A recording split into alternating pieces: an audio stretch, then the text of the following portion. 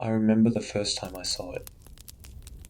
I had been walking my dog down my street, minding my own business, when something caught my eye on the other side of my next-door neighbor, Mr. Carlson's, lawn.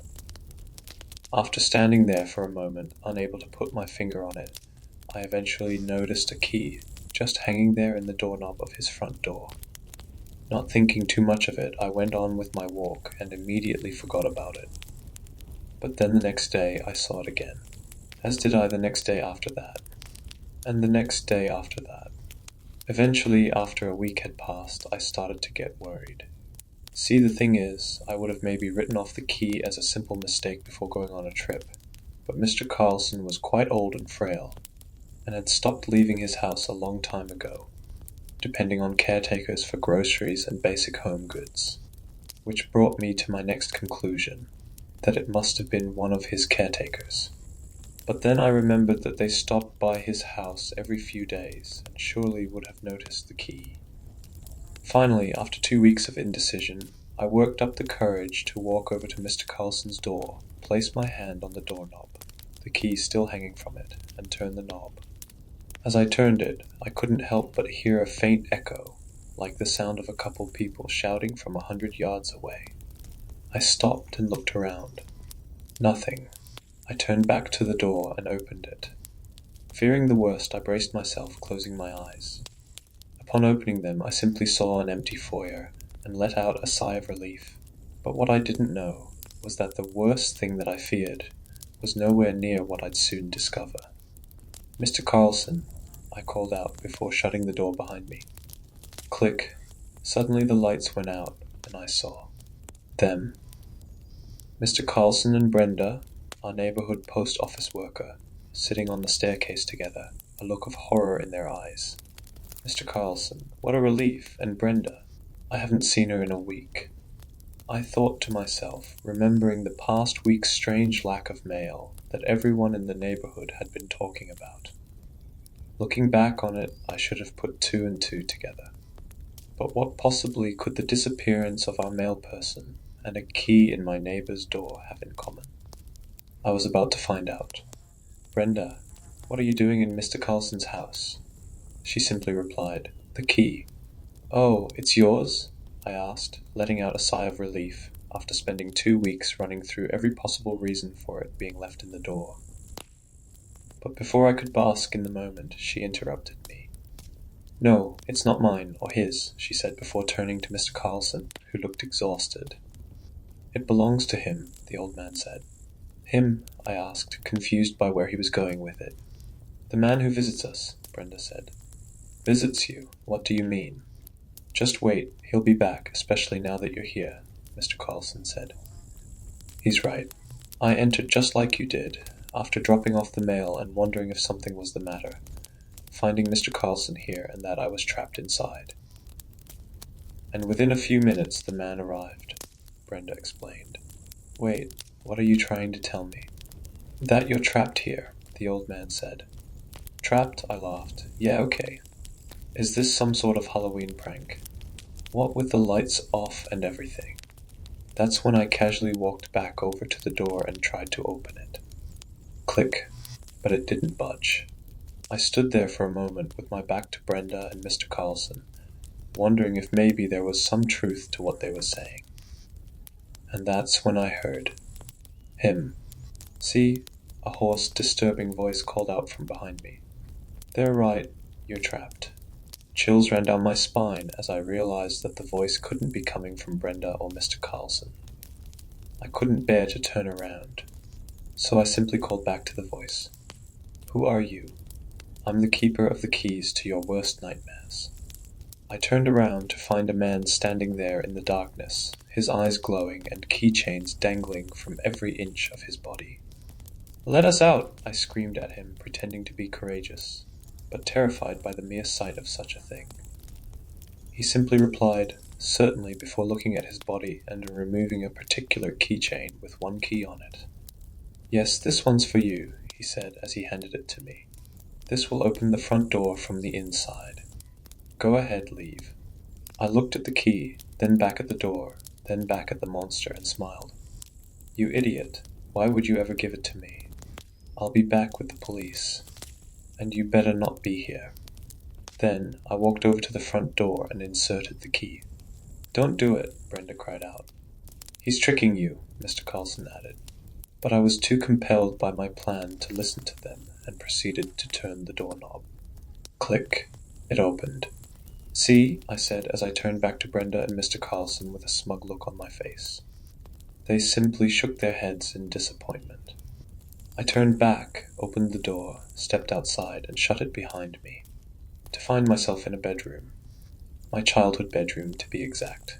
"What the?" I thought to myself, as once again chills ran down my spine. Feeling unsettled by being in there, I opened the door and entered the second story's hallway, where I heard the sound of someone being strangled in a nearby bedroom. Normally, I would have been shocked to hear such a sound, but this was one that I had heard before. This was a memory that I was reliving in real life now as an adult. A tear rolled down my cheek as I knew exactly what was happening in the other room, and despite my attempts to hold back, I couldn't stop myself from rushing into the bedroom and trying to stop him. But just as it had unfolded in real life many years ago, by the time I opened the door, it was too late. My father was dead, strangled to death by my brothers for reasons I'd only later find out. "Andrew, no!" I cried out, but he had already crawled back into the corner of the room, simply staring at my father's lifeless body. That's when he looked up at me and charged at me like a ravenous zombie, managing to claw away at one of my arms before. Slam! I shut the door and ran downstairs, expecting to find my mother down there, just as I had found her when the event had originally happened. But all that I found was Brenda and Mr. Carlson, staring at me with wide eyes. "I'm sorry," Brenda said, seeing the expression on my face. "How did you know?" "Because it happened to us, over and over, no matter which key he handed us." "No, it can't be," I cried out as I began to shut down, unable to believe what they had told me. But I should have. As I stood there, shaking in horror, I heard the sound of keys rattling, and I turned around to find the monster standing there again. "What do you want?" I cried out.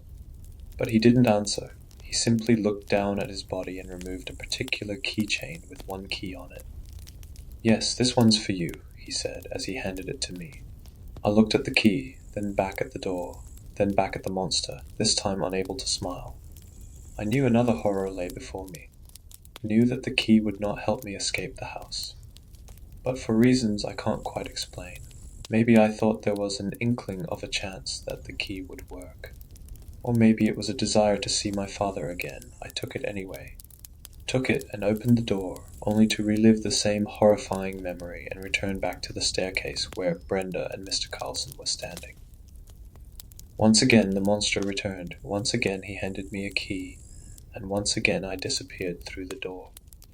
This went on until I couldn't bear to take it anymore, and eventually gave up on the keys being of any help. When I finally declined the man's key, he simply replied, "Have it your way," before disappearing into the darkness. I turned to Brenda and Mr. Carlson, who went on to explain how they too had tried the keys and experienced nightmare after nightmare from their respective past. Then we all retired to the living room where we slept on the couch, chair, and floor, respectively, reasoning that we should stay in the same room. The next day we huddled together, eventually coming to the conclusion that the house, its door and the keys, must be some sort of twisted test, caused by the key in the home's front door, and enforced by the monster that wore an armor of keyrings. We tried everything from scouring the home for exits, to attempting to make calls on its dead phones, to prying at its boarded with windows from the inside out. But after a week had gone by without a single lead, we eventually gave up. That's when someone else arrived. "No!" we all screamed, our voices surely echoing outside just as I heard them, as Officer Howe turned the key to the front door and let himself in. By the time the door had closed behind him, it was too late. And 3 had become 4. Once again the monster returned, this time offering Officer Howe a key, who took it and let himself out, experiencing a nightmare of his own, only to return from upstairs a short time later with a look of horror in his eyes. After we told him our stories, he too declined the monster's next key, and we once again huddled together, eventually deciding that the answer must not lie in the house itself, but with the monster. But how do I stop it, I wondered. The next time he arrived, we tried to forcibly attack him as a group, but he simply waved his hand and froze us all in place, until he disappeared back into the darkness. That's when I got an idea and took off after him into the darkness, following him for what felt like hours through a dark void until he reached a bedroom of his own. "What is this place?" I asked. "My own nightmare," he replied as he turned to a younger version of himself, asleep in bed. Suddenly, I saw a window slowly pry open as a masked man broke in and moved towards the young man with a knife. Not knowing what else to do, I sprang to the young man's rescue, darting toward the intruder and grappling with him, waking the young man, who watched on in horror, as the masked man was somehow impaled on his own knife and toppled out the window. After catching my breath, I turned back to the young man, who had a smile on his face. "Thank you," he said as he handed me a key. I stood there in silence, unable to believe what had happened, before turning back to the monster, who I assumed had been watching the whole time. But he was gone. I turned back to the young man, who was still staring at me, then stumbled backwards out of his room and back into the darkness, where I turned around and walked back in the direction I had come from. When I finally emerged from the darkness, holding the key, I found Brenda, Mr. Carlson, and Officer Howe all standing there in the foyer, a look of shock on all their faces, having clearly expected that I would never return. I didn't say anything. I simply walked over to the home's front door, inserted the key, and opened it. Suddenly, a ray of sunshine burst into the home. I took a step outside and stood there for a moment until my eyes eventually adjusted to the daylight, and I found myself outside Mr. Carlson's home. The door still open, I looked back inside the home and saw Brenda, Mr. Carlson, and Officer Howe standing there in disbelief. I signaled for them to join me. Brenda and Officer Howe followed, with big smiles on their faces, overjoyed to escape the horrors in the home. But Mr. Carlson, he simply stayed behind. "Mr. Carlson, what are you waiting for?" But he didn't reply. He simply took a seat on the staircase. "Do me a favor. When you shut the door, leave the key inside the doorknob," the old man said. "But why?" I asked, unable to understand why he would choose to stay inside the place. "So I can see my son again," he explained. I then closed the front door of the house and looked down at its now keyless doorknob, before reaching into my pocket for the key that the young man had given me. Officer Howe ran over to stop me, but it was too late. I had already placed the key in the doorknob and locked the door. He gave me a look of horror as I turned to see my wife pulling into my driveway next door. I looked over at her, and after spending what felt like weeks inside Mr. Carlson's home, expected her to be shocked to see me. But my wife simply waved hello, as if I had never left. "Don't forget to walk the dog," she called out casually before turning off the car and walking away into our home next door as Brenda and Officer Howe looked over at me, still shocked by what they had just experienced.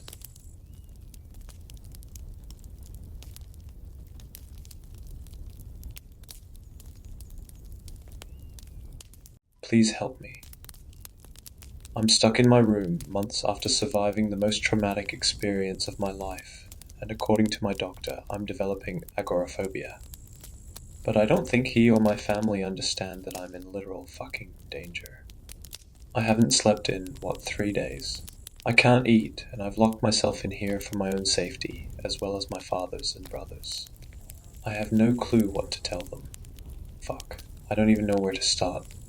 I try to explain, but the words get tangled in my throat, like I'm choking on a tongue twister.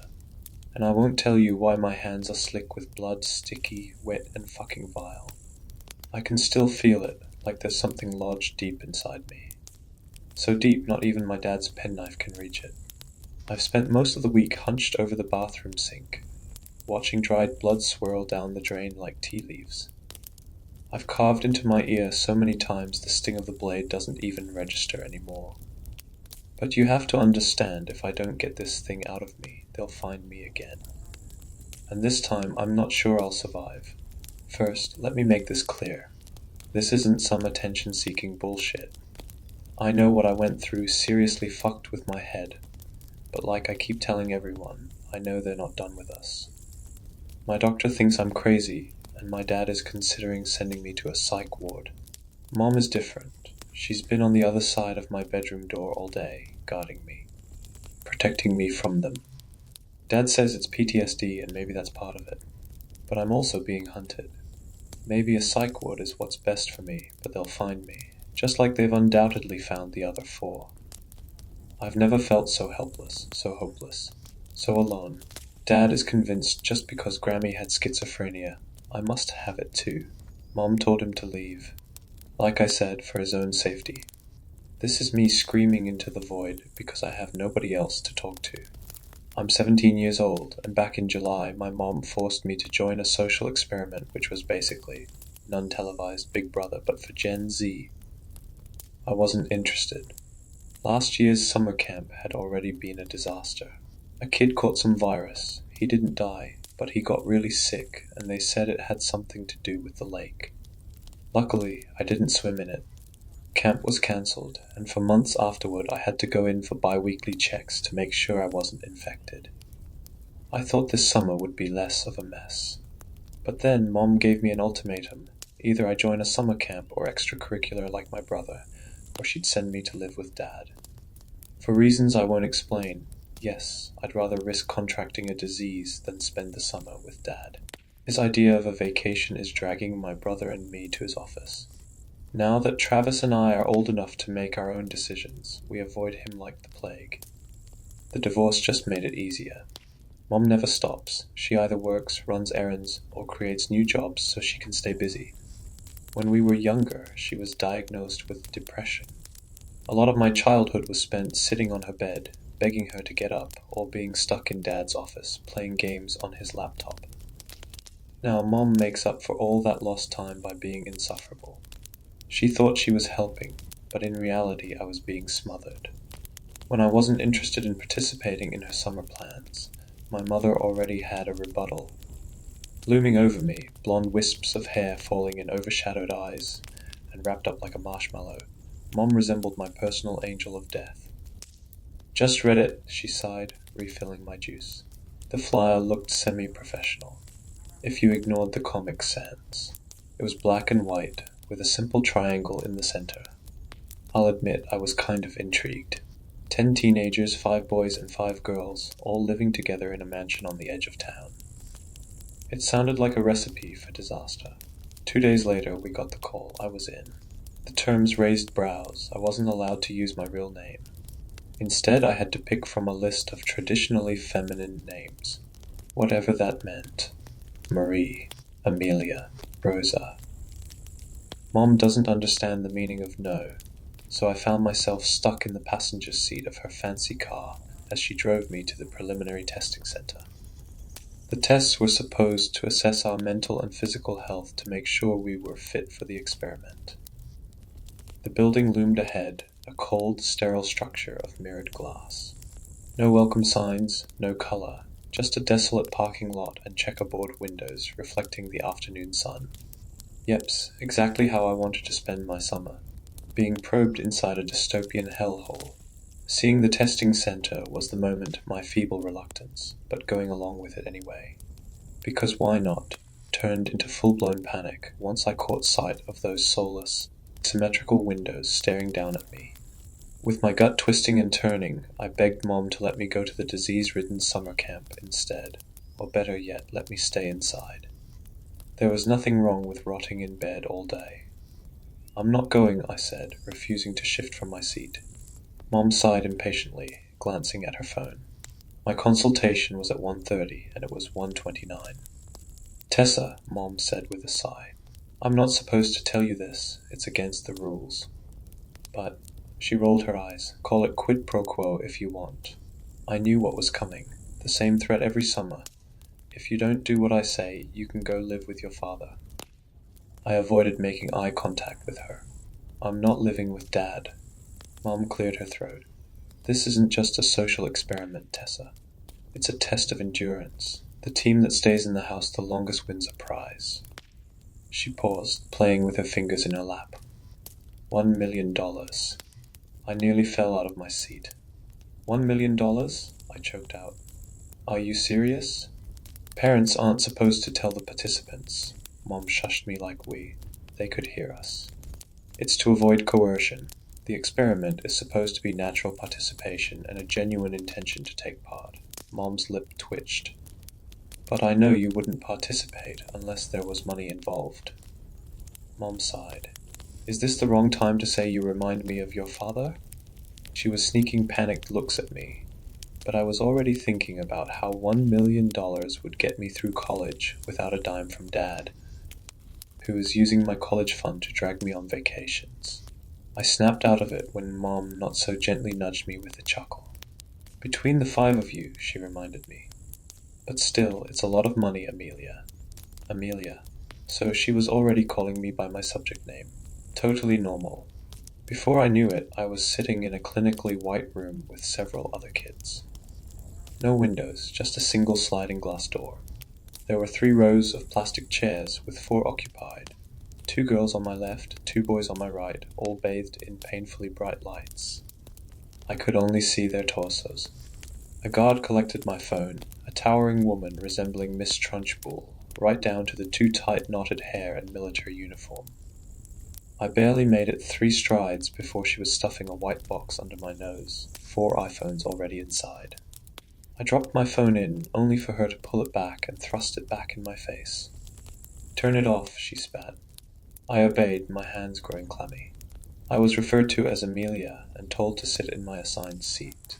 I could barely see the other participants, that painful light bleeding around their faces, obstructing their identities. It took me a while to realize it was intentional. These people really did not want us to see or speak to each other. I did manage, through a lot of painful squinting, to make out one boy had shaggy, sandy hair, while the other, a redhead, wore Ray-Bans. The girls were a ponytail brunette and a wispy blonde. Time passed, and the guards blocking the doorway made me uneasy. The blonde girl kept shifting in her seat, asking to use the bathroom. I just saw her as a confusing golden blur. When they told her no, she kept standing up and making her way over to the door before being escorted back. The red-headed boy was counting ceiling tiles. Through that intense light bathing him, I could see his head was tipped back. I could hear him muttering numbers to himself and immediately losing his place. When he reached 4,987, he groaned, slumping in his seat. When my gaze lingered on the blonde for too long, the guard snapped at me. Amelia, that's your first warning. The kids around me chuckled, which pissed her off even more. If you break the rules again, you'll be asked to leave. Her voice dropped into a growl when the boys' chuckles turned into full-blown giggles. I tried to hold in my own laughter, but something about being trapped with no phones or parents and forced into a room with literally nothing to entertain us turned us all into kindergartners. Again, which was refreshing. I think at some point I turned to smile at the blonde, only to be fucking blinded by that almost angelic light. I noticed the guard's knuckles whitened around her iPad. Her patience was thinning with every spluttered giggle. And honestly, that only made it harder not to laugh. Heads down, she ordered. The spluttered laughing was starting to get to her. I don't know what it was about her authoritative tone, but we obeyed almost instantly, ducking our heads like falling dominoes. In 3 strides, she loomed over us, the stink of hair gel and shoe polish creeping into my nose and throat. I didn't dare look up, but when one of the boys coughed, I knew I wasn't the only one overwhelmed by the smell. This woman's simple knotted ponytail was not worth that much hair gel. She paced up and down our little line, and I watched her boots thud, thud, thud, thud across the floor. When she stopped in front of me, the smell grew toxic, my eyes smarting and my eyes started to water. If you make any more noise, you will be asked to leave. With $1 million hanging over my head, I didn't. Luckily, after hanging my head for what felt like 2 hours, my name was finally called. The afternoon was a literal blur.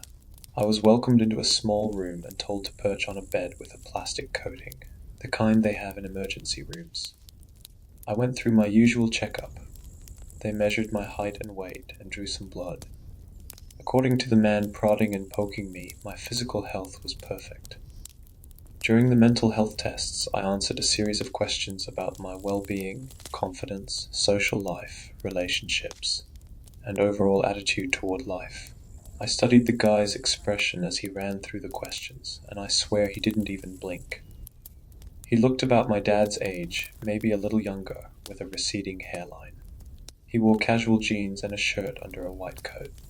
"All right, Amelia, your preliminary tests are looking promising so far," he said, standing and offering me a kind, if slightly suspicious, smile.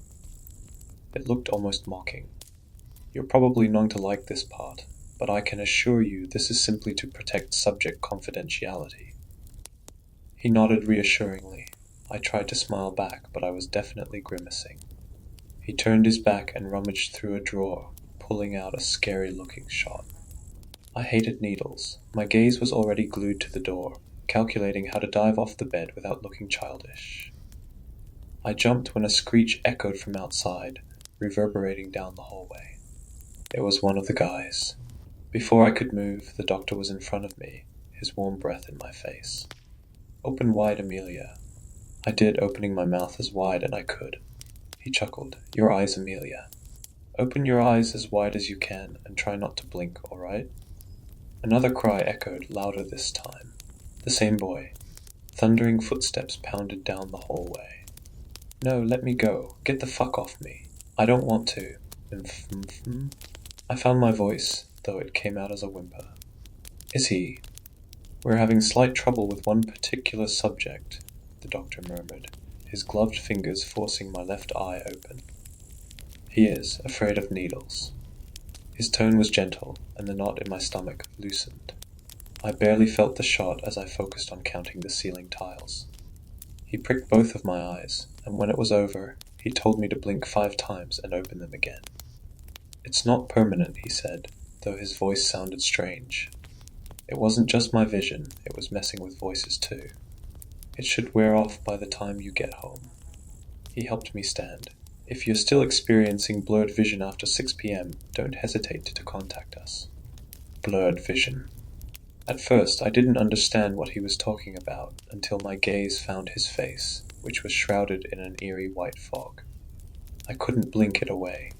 It wasn't that I couldn't see, it was as if my ability to recognize faces had been severed, like someone had driven a pipe through my brain.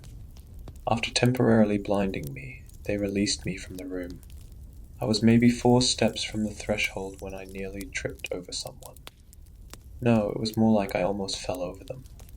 I couldn't see faces, but I saw what looked like the shadow of a guy sitting on the floor, arms wrapped around his knees. He was wearing a hospital gown that hung off his thin frame, and his bare legs were bruised, as if he'd had too many shots. Strange. I hadn't been asked to change clothes. This kid was trembling, rocking back and forth, heavy breaths rattling his chest. I guess the tests were different for guys, probably more intense than just some mental health questions and shots in both eyes. Blinking rapidly, I tried to see through the fog, but he had no identity, just a confusing blur on the edges of my vision. He looked human, but the harder I tried to focus, the more uncanny he seemed, like a silhouette bleeding into a shadow that was almost human. And yet there was something wrong. From his sudden sharp breath, I knew he saw the same thing. I was the ghost hovering in front of him. Not wanting to break the rules, I sidestepped him, nearly tripping over my own feet. The drugs in my eyes, or whatever the fuck they were fucking with me. Did they really have to blind us to prevent us from communicating? Surely that had to be illegal. Tessa. The voice was drowned of emotion, of humanity, masking any real emotion. But I could still hear his agony, his desperation, and his joy. When bony fingers wrapped around my arm, nails digging into my skin, I froze, not just from the touch, but from his agonizing wail that followed. He was crying, but it didn't sound human, like a robot was mimicking the tears of a human being. "It is you," he whispered, his voice splintering in my mind. How did this stranger know my real name? Something ice-cold crept down my spine. Could he see me? I stepped back, his fingers slipped from my arm one by one.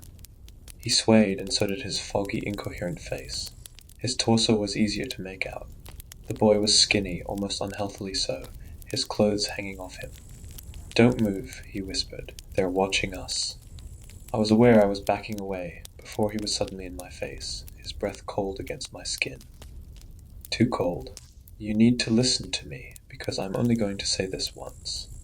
I noticed what was sticking from his wrist, a broken tube still stuck into his skin. He'd torn out his IV. What did this kid need an IV for? "Shh," he whispered. "I didn't say anything," I replied.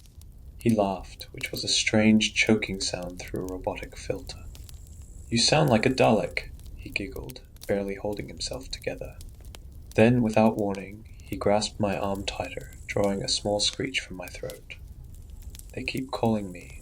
What's the word again?" His laughter turned hysterical, nearly toppling him over. It was drowned out by more screeches, probably from the drugs masking his real laugh. He leaned closer, forcing me against the wall, breath hissing in quick bursts. "You know," he laughed. His blurry form swayed to the left, then the right sweat-soaked curls sticking to his forehead. "Grr," he growled, breaking into another giggle. "That's what they keep calling me." The boy who knew my real name didn't stop to talk. Instead, he flicked my nose before catapulting into a run in the opposite direction. The doors flew open, and a group of guards charged after him. After that weird encounter, I somehow found my way back to my mother, who was also a blurry face. She hugged me and asked how it went. I told her I didn't want to continue, and of course she was like, "Well, you haven't even given it a real try, Tessa." It might surprise you. I was too disoriented to tell her I was partially blind. Thankfully, the blur wore off after an hour, as soon as we left the testing center. Mom was reluctant to pull me from the program until I told her they stabbed me in the eye and temporarily blinded me. I had to beg her to not go back and murder that doctor. Mom was ready to be insufferable again, but this time I actually wanted her to act like a mama bear. But once a contract is signed, not even a parent can break it. So it was either I participated in the experiment or my mother would be sued. That's how I found myself standing in front of a towering mansion under a dark sky. The place was beautiful but had a macabre, Addams Family vibe. I'm not sure how to describe it because my clumsy words won't do it justice. It was a mix of modern and ancient crumbling brick walls paired with sliding glass doors. A towering statue of Athena loomed over the fountain in front of me. I snapped a quick photo with my phone, captioning it for my 100 Instagram followers, before another female guard promptly confiscated it. All of the guards were female, I noticed. No men. I was only allowed one suitcase for clothes and essentials, so I dragged along a single carry-on. The organizers were a brother-sister duo of young scientists named Elizabeth and Nathaniel. They looked and acted like twins, finishing each other's sentences and mimicking expressions which was unsettling. Elizabeth was the outspoken one, and she refused to call me by my real name outside the experiment. She was stern-looking, with dark hair tied into a ponytail, so tight it probably gave her headaches. Nathaniel was quieter, not really a talker. His smile never quite reached his eyes. He looked disheveled, to say the least. His white shirt was wrinkled, thick brown curls hanging in half-lidded eyes. Nathaniel reminded me of a college kid, not a scientist. I greeted them with a forced grin, well aware that I was practically being coerced into this experiment to keep my mother out of legal trouble. Elizabeth kept asking, "Are you excited?" So I played along with, "Yes. I'm so excited to be stuck in a mansion with strangers for 3 months." When the others arrived, we were separated into 2 groups. Boys and girls. I wasn't a fan of immediately being divided. I recognized a couple of the kids from the testing center, which were the redhead and ponytail brunette. The redhead was the first to arrive after me, and he looked completely different from the scrawny kid I remembered. Without that obstructing light, he had freckles and wide brown eyes that flickered to me once, before avoiding me. He was definitely on his school's football team, broad-shouldered and boyishly handsome, but his eyes kept drifting to my chest. He didn't even greet me, instead shuffling over to the boys' line. I tried to start a conversation mentioning the testing center, but he just snorted and turned away, fully turning his back to me. When the girls arrived, I was comforted. Abigail, the anxious blonde, who was definitely the girl from the testing center, greeted me with a hesitant hug, instantly making her my favorite person. Esme, the ponytail brunette, was quick to pull Abigail away from the boys' prying eyes. Esme was tiny but had a big personality. The moment she stepped out of her Uber, she grinned at me and introduced herself as the future President of the United States. The last two girls were Rhea and Jane. Rhea was the influencer type, acting as if we should all recognize her on sight. Jane was exactly what her name suggested. Plain Jane. She wore a white collared shirt, a simple skirt, and a matching headband. I didn't fully get to know the guys that first day, but I did catch their names. Freddy was the guy who would not stop talking about his dog. The only way I can describe him is to imagine Tom Holland's Spider-Man, only with a Long Island accent. He greeted me with a grin before somehow tripping over his own feet. Then there was Adam, a quiet, laid-back guy who definitely smuggled weed in his pack. His trench coat practically screamed pretentious film student. He wouldn't shut up about wanting to show us his collection of Serbian films. Jun, a Southeast Asian kid, was the joker of the group. His magic tricks were surprisingly good, leaving us all speechless. Finally, there was Ben, who stood apart from the group, his eyes narrowed. I figured I was being paranoid, but he was definitely assessing each of us. He watched Freddy jump around like a child, and June not so subtly flirting with Abigail. This guy was definitely a sociopath, I thought. He was calculating each of us. When his penetrating gaze found mine, I averted my eyes. Then there was Mr. Ignorant, Kai. He wasn't as bad as I initially thought, though. When we headed inside, he apologized. "Sorry about earlier," he said, fidgeting with his hands. I don't know why I did that. After that little exchange, Kai became an unlikely friend. The rules were simple. Live in the house without adults for 3 months. The organizers explained that we would be monitored the entire time, and whichever group stayed inside the house, the longest would win the $1 million prize. We were allowed 1 hour of outdoor time per day, with mental and physical health specialists on standby. Just like I thought, Ben, now knowing our personalities, took charge, gathering everyone in the foyer to assign sleeping arrangements. Girls upstairs, boys downstairs. The first month was surprisingly fun. All 10 of us got along, setting up house rules and a rota for cooking. With Freddy, an unlikely chef, we ate like royalty. There were friendships that blossomed, and not much flirting, which I expected. It felt more like a summer camp than a social experiment. The mansion was huge, with 10 bedrooms, 4 bathrooms, and even an indoor pool where I spent most of my time. I had my own little circle. Abigail, Kai, and me. Abigail confessed that she was an orphan, and Kai admitted he struggled with body image issues and the pressure to be perfect for his parents. Those days with the 3 of us lounging by the pool were nice. Freddy joined us sometimes, diving into the pool and immediately ruining the conversation. Our little personal heaven started to spiral when we ran out of luxury items. I vaguely remembered being told when we ran out. It was everyone's fault. Ben kept sneaking snacks up to his room, and Freddy was stealing for him, because already, that fucking sociopath already had the poor kid wrapped around his little finger. Jun baked cakes that no one ate except him, with way too much frosting. Even Abigail and I held picnics by the pool with expensive cheese and chocolate, so we weren't innocent either. However, Freddy got the most blame, since he admittedly was a little too obsessed with making every night a celebration. Ben started yelling at him, but it was Ben who insisted on making a luxury 10-cheese pasta a week earlier. When the essentials became our only food, we tried to ration them. Jun helped Freddy portion meals, and Abigail and I started noting down every food item. I concluded that as long as stuck to our rations, we could live comfortably for the duration of the experiment. Then the boys threw a midnight party. They blew through nearly a week's worth of food in one night. I dragged a disheveled Kai out of Ben's room, which stunk of urine, and demanded to know why they'd done it. He just laughed, spit in my face, and shouted, "Who wants to mattress surf?" That was the start of the divide. Esme called a house meeting and proposed a truce with Ben, the boys' leader. We agreed to split the food equally, and Esme even drew a yellow line on the staircase, making the divide official. Boys were downstairs and girls were upstairs. I tried to talk to Kai standing on opposite sides of the yellow line, but he just stared at me with a dead-eyed grin.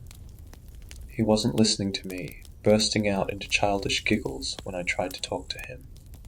It was like talking to a fucking toddler. When I shoved him, he snapped, "Uptight bitch." Kai's behavior became increasingly more erratic. He emptied the inside pool, how? I have no fucking idea, so I couldn't go for a swim. Then he declared it the boys' pool, and no girls were allowed. Freddy, who had turned into this cowardly freak, became the boys' messenger. He passed me a message from Kai asking me to meet him in the foyer at 3 a.m. I actually believed it, until Esme calmly dragged me away, telling me there were 5 boys covered in war paint and armed with eggs. By the second month, everything fell apart. The boys ran out of food and started stealing ours. They became more akin to animals, aggressive and unpredictable, destroying everything in their path. They stopped showering and washing their clothes, moving in a pack formation. Freddy, who once seemed sweet, grew violent when Abigail refused to hang out with him.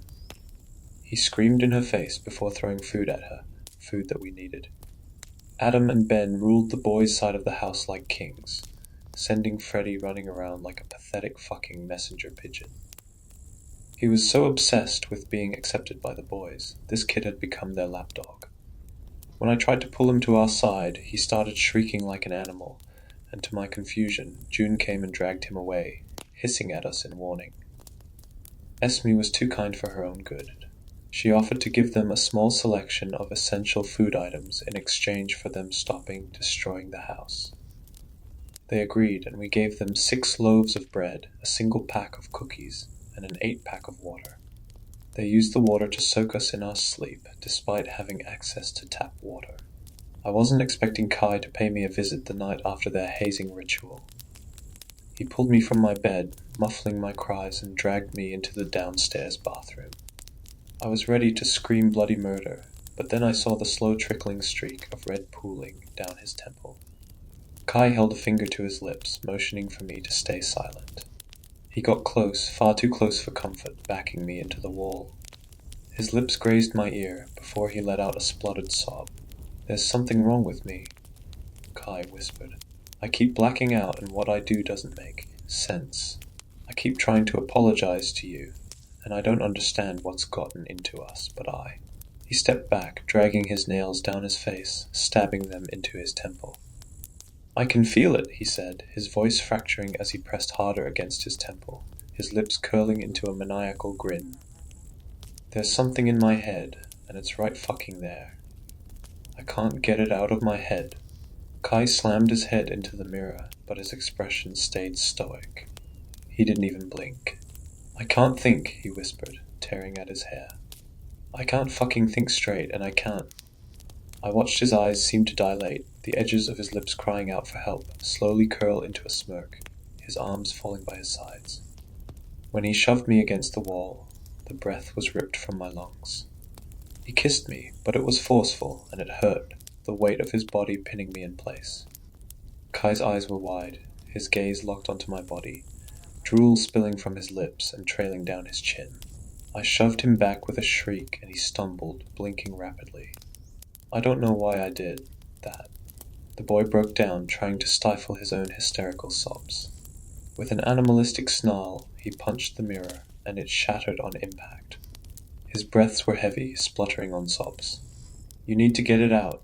Kai grabbed a shard of glass, stabbing it into his temple. "Please," his expression crumpled. "Get it out. If I can get it right here." He stabbed the shard into his ear, blood pooling out. "I'm so close, Amelia," he sobbed, clawing at his face. "So close, so close, so close."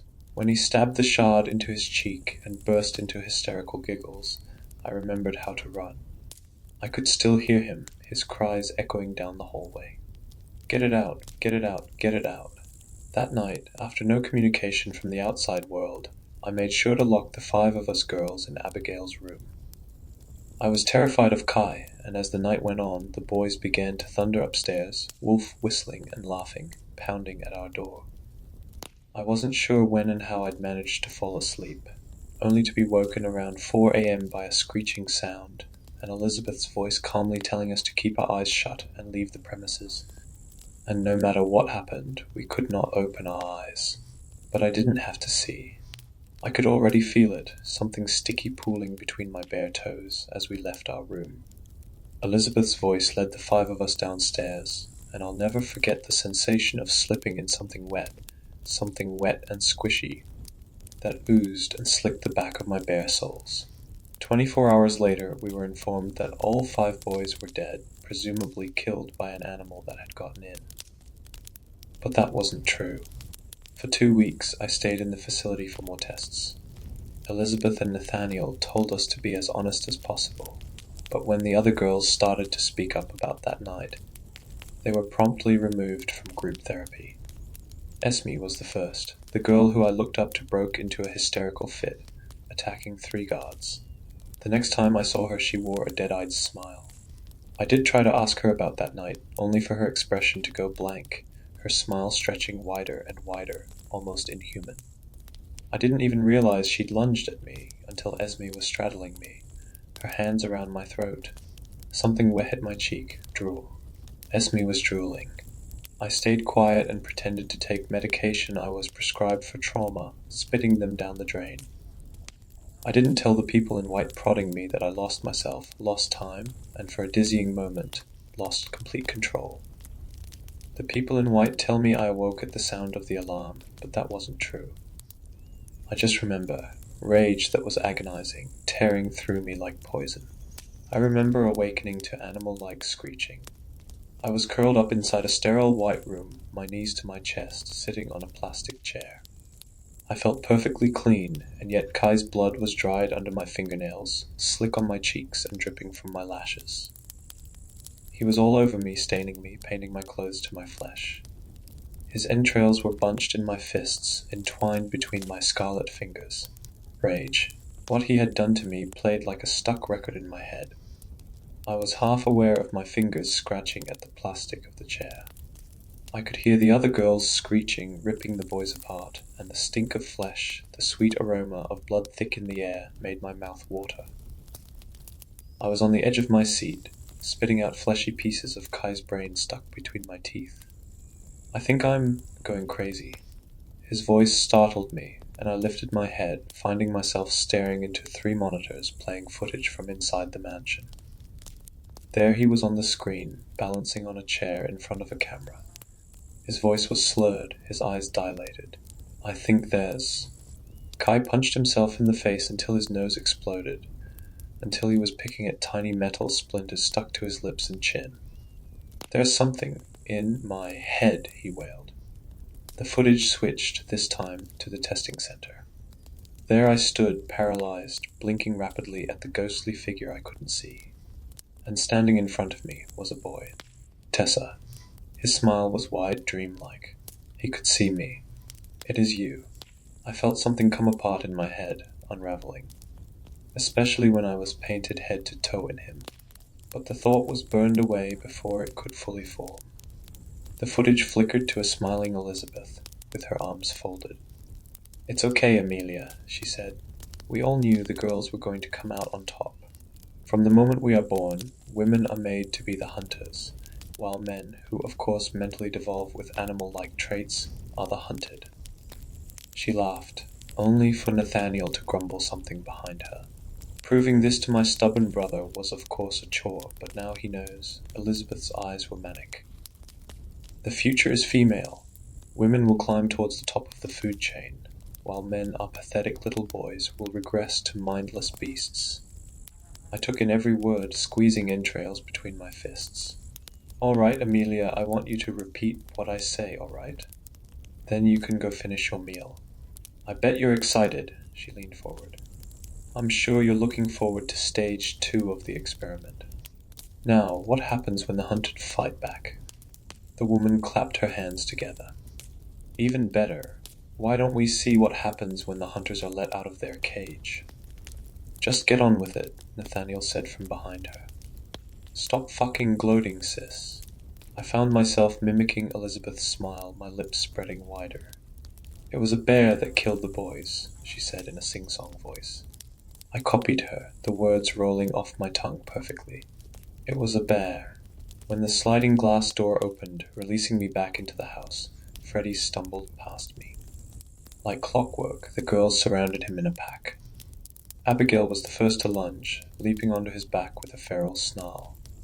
Esme followed, and then Jane.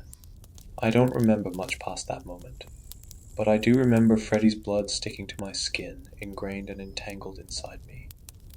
Elizabeth's voice in my head said it was. Good. Pieces keep coming back to me, drenched in red. I see each of the boys that were torn apart. I see their terrified faces. And I ask myself why my brain won't let me mourn them. Instead, when I think of what was left of Ben's head caught between Esme's teeth, I only think of an unfiltered, writhing pleasure that creeps up my spine and twists in my gut, bleeding inside my brain. Why did my brain like it? The day I was released from the testing facility, I forgot my bag. Mom told me to go back and get it, and I did, though not before peeking into the room on my left, where I had been staying. Unlike my room, which had a bed and wardrobe, this one held a glass cage. Inside, a boy curled up like a cat, dressed in clinical white shorts and t-shirt. Something was stuck under his arm, just below his shirt sleeve. It looked like a needle, no doubt pumping him full of something. I took a single step over the threshold, a mistake. The instant I moved, he sensed me, diving to his feet and slamming himself headfirst into the glass. It took me a moment to fully drink this boy in. His eyes were inhuman, milky white filling his iris. There was no sparkle of awareness, all human features replaced with something feral, like I was looking at a rabid dog. When I found myself moving closer, something pulling me towards him, his lips curled back in a vicious snarl, sharp, elongated fangs, ready to rip me apart. Strangely, I wasn't scared. Instead, my body took over. In 3 strides, I stood with my face pressed against the glass. Something was familiar about him, but I couldn't put my finger on what it was. Like a version of me that was suppressed and pushed down, did remember him. The boy jumped back with a hiss, then leaned forward hesitantly to sniff the pain.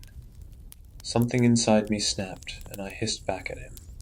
His stink overwhelmed me suddenly, thick and raw. Threat. The feeling was foreign, and yet I couldn't say I hadn't felt it before. Before I could stop myself, my body was lunging into the glass, an animalistic screech tearing from my lips. I couldn't control it. Suddenly, hunger and thirst overwhelmed me. My gaze locked onto his throat, where I sensed a healthy pulse. The boy cocked his head slowly, studying me. He opened his mouth to speak, but his words were tangled and wrong, blended together. That snapped me out of it. He snapped his teeth one more time as if warning me, before stepping back and resuming his position curled into a ball. When logic returned in violent splutters, whatever had taken over me faded. Hey, I tapped on the glass and his head jerked, like an animal's ears twitching. He only offered me an annoyed snort, burying his head in his arms. I took notice of a name scrawled on the cage in permanent marker. Bear. I couldn't get him out of my mind. Kai said there was something inside his head. His erratic behavior, which led to him becoming more animal-like. Was the caged boy the final stage? I wish I could tell you things got better when I got home. But on my first night back, I ate an entire pack of raw bacon. Then I attacked my father, nearly clawing his eyes out. I almost killed my brother. So now I've locked myself in my room for their safety and my own. 3 days ago, I was formally invited to participate in Stage 2. It will take place from October to December. The bastards covered the first stage up. According to my town, the boys don't even exist anymore. I suspect their families have been paid off, or something more nefarious. Whoever or whatever was in that cage at the testing facility is Stage 2. Mom said no. Fucking obviously. Unlike Dad, she believes something is wrong with me. After examining me herself, she refuses to involve outsiders. Mom found a tiny incision behind my ear. She told me to leave it alone and promised to get me real help before whatever it is activated.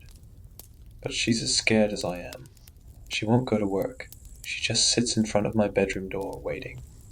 I've tried to copy Kai. Whatever they put inside his head, they put inside mine too. But no matter how many times I force the blade of Dad's penknife into the back of my ear, I can't find anything. Still, I know something is there. It's why I can smell Mom's scent so clearly. And no matter how hard I try to push the thought away, all I can think about is tearing out her throat. I know the other girls are waiting. I can already sense them crowding around the house, waiting for their kill. Mom is right behind the door with a baseball bat. We've been talking. I told her to kill me the second I stopped responding to her voice. She's not going to let anything or anyone hurt me. But I'm terrified she's going to have to use her weapon on me. Or one of my girls. Because I don't think I'm her daughter anymore. I don't think I'm fucking human anymore.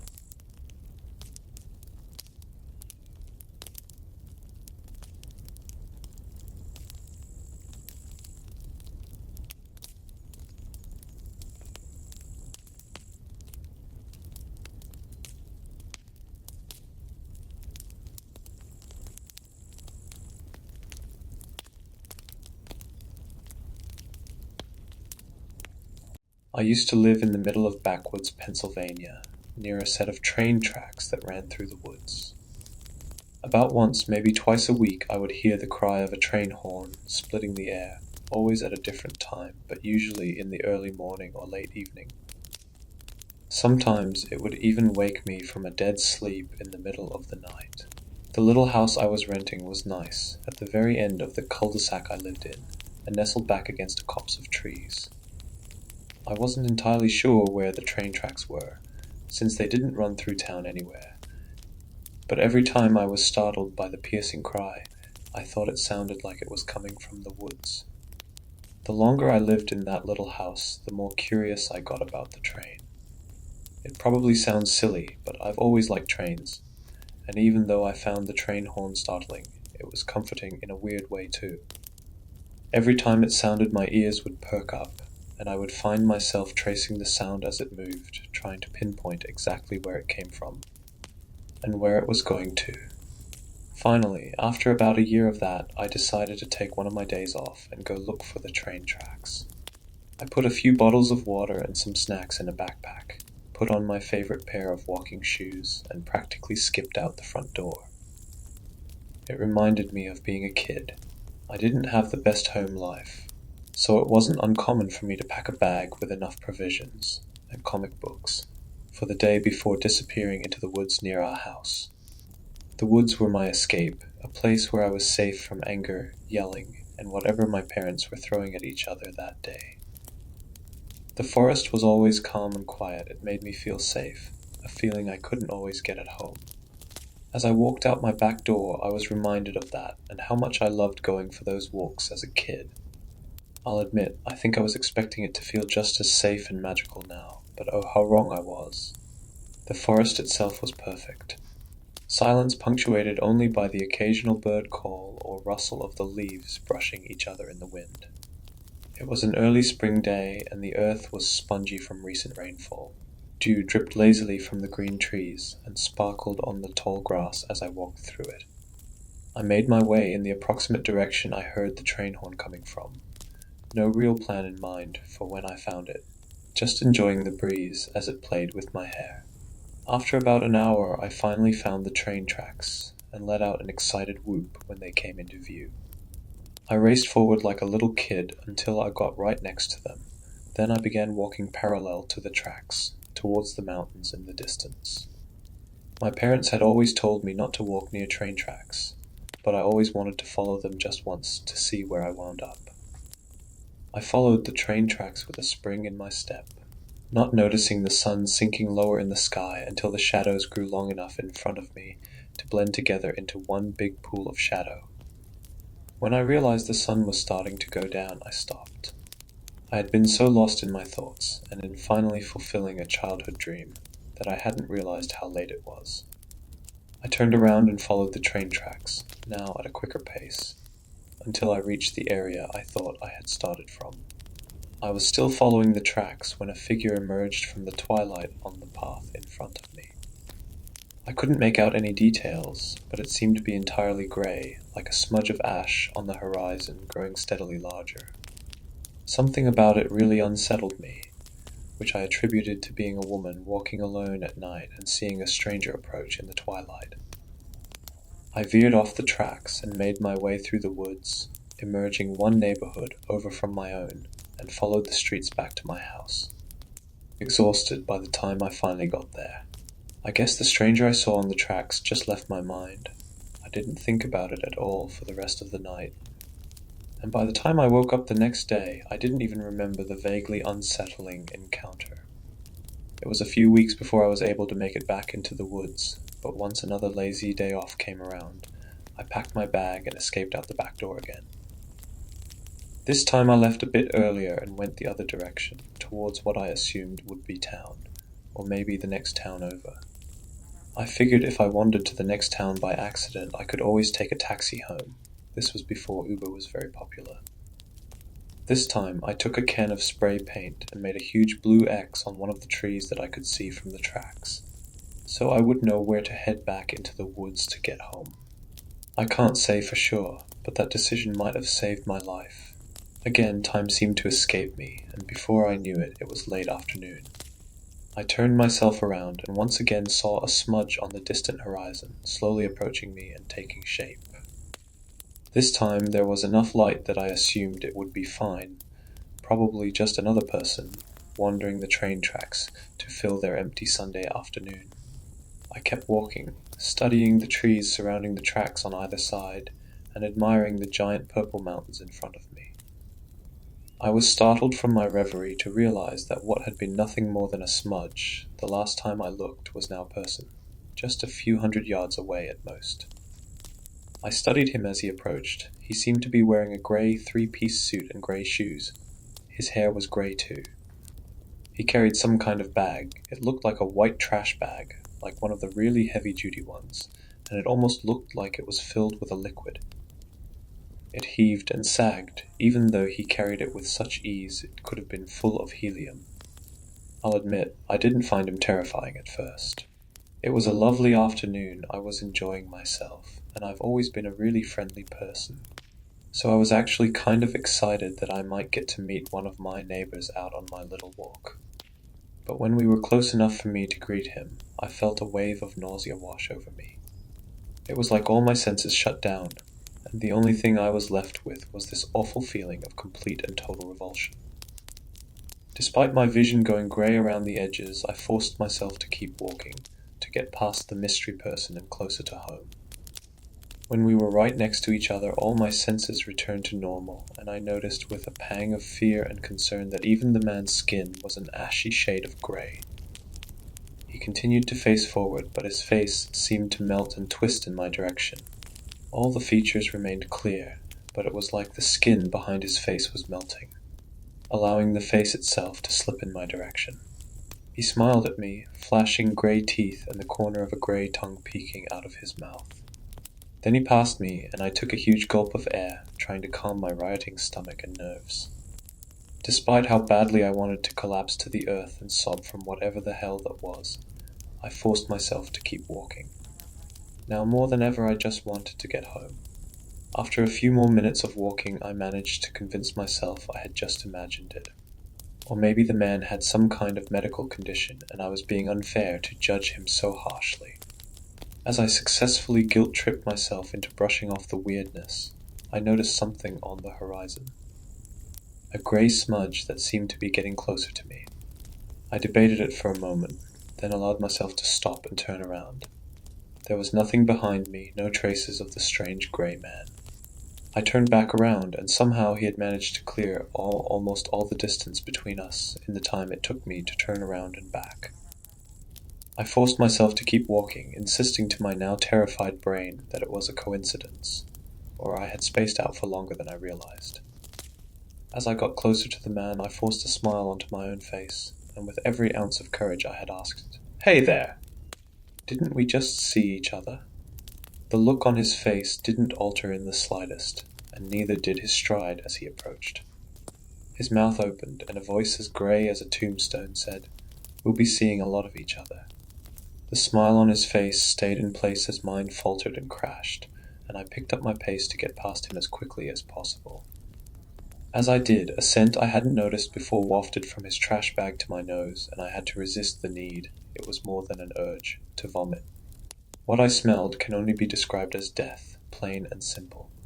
It assaulted my nostrils and filled my mind with images of death and destruction, things I never could have pictured on my own. War-torn battlefields scattered with the flesh and blood of innocent people, bodies torn apart by animals, corpses swaying in the breeze. Glassy eyes still begging for a savior even though it was far too late.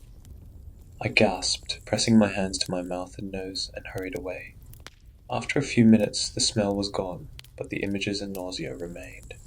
I couldn't understand what was wrong with me, and more than anything I just wanted to get home, to safety in my comfiest chair, but I was still at least an hour away from my house. I glanced behind me again, let out a sigh of relief when I saw the grey man still walking away from me, then bit my tongue so hard I drew blood when I turned back and saw another grey smudge on the horizon.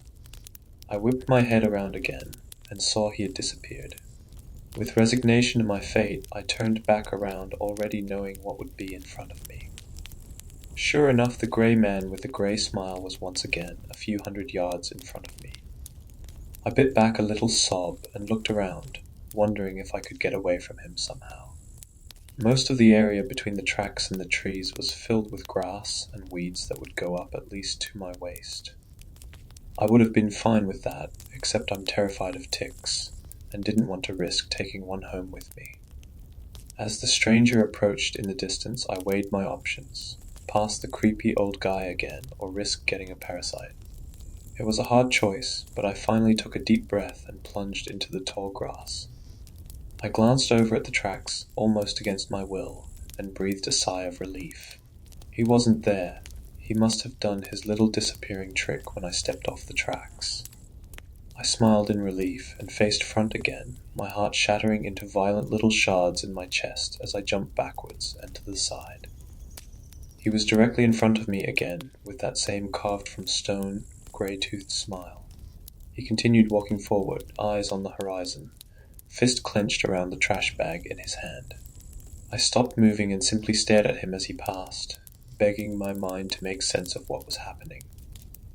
Something in the bag sloshed, and the smell of blood and death overwhelmed me, making me feel sick all over again. I pressed my hands into my eyes, but when I opened them, the grey man was still there, walking away from me, his pace the same as ever. I forced myself to root to the spot and watch him walk away. I waited until the shadows grew longer, and he was once again just a grey smudge on the horizon.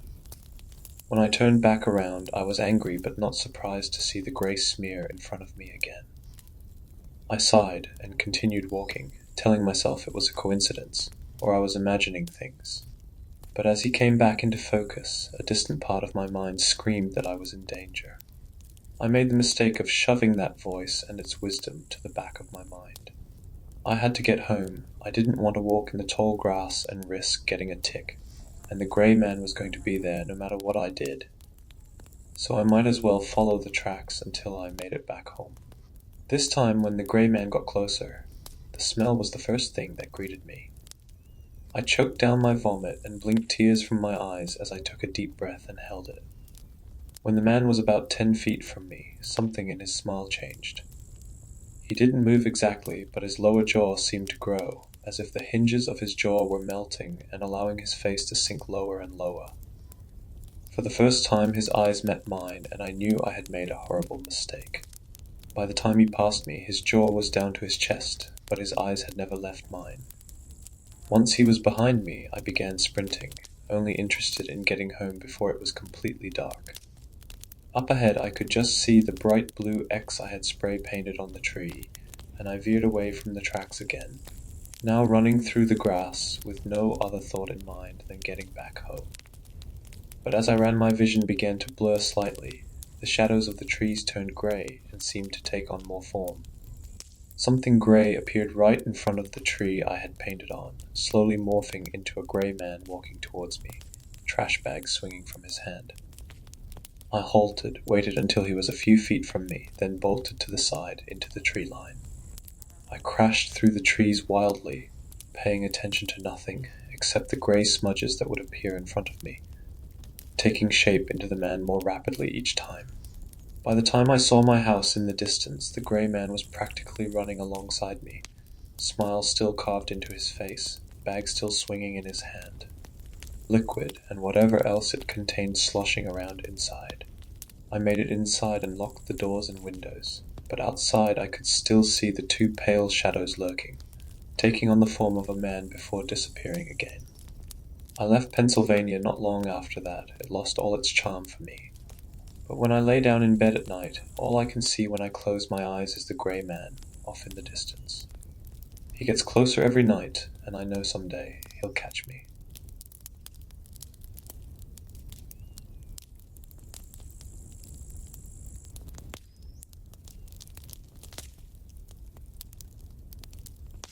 When I first saw the job listing, I thought it was a scam.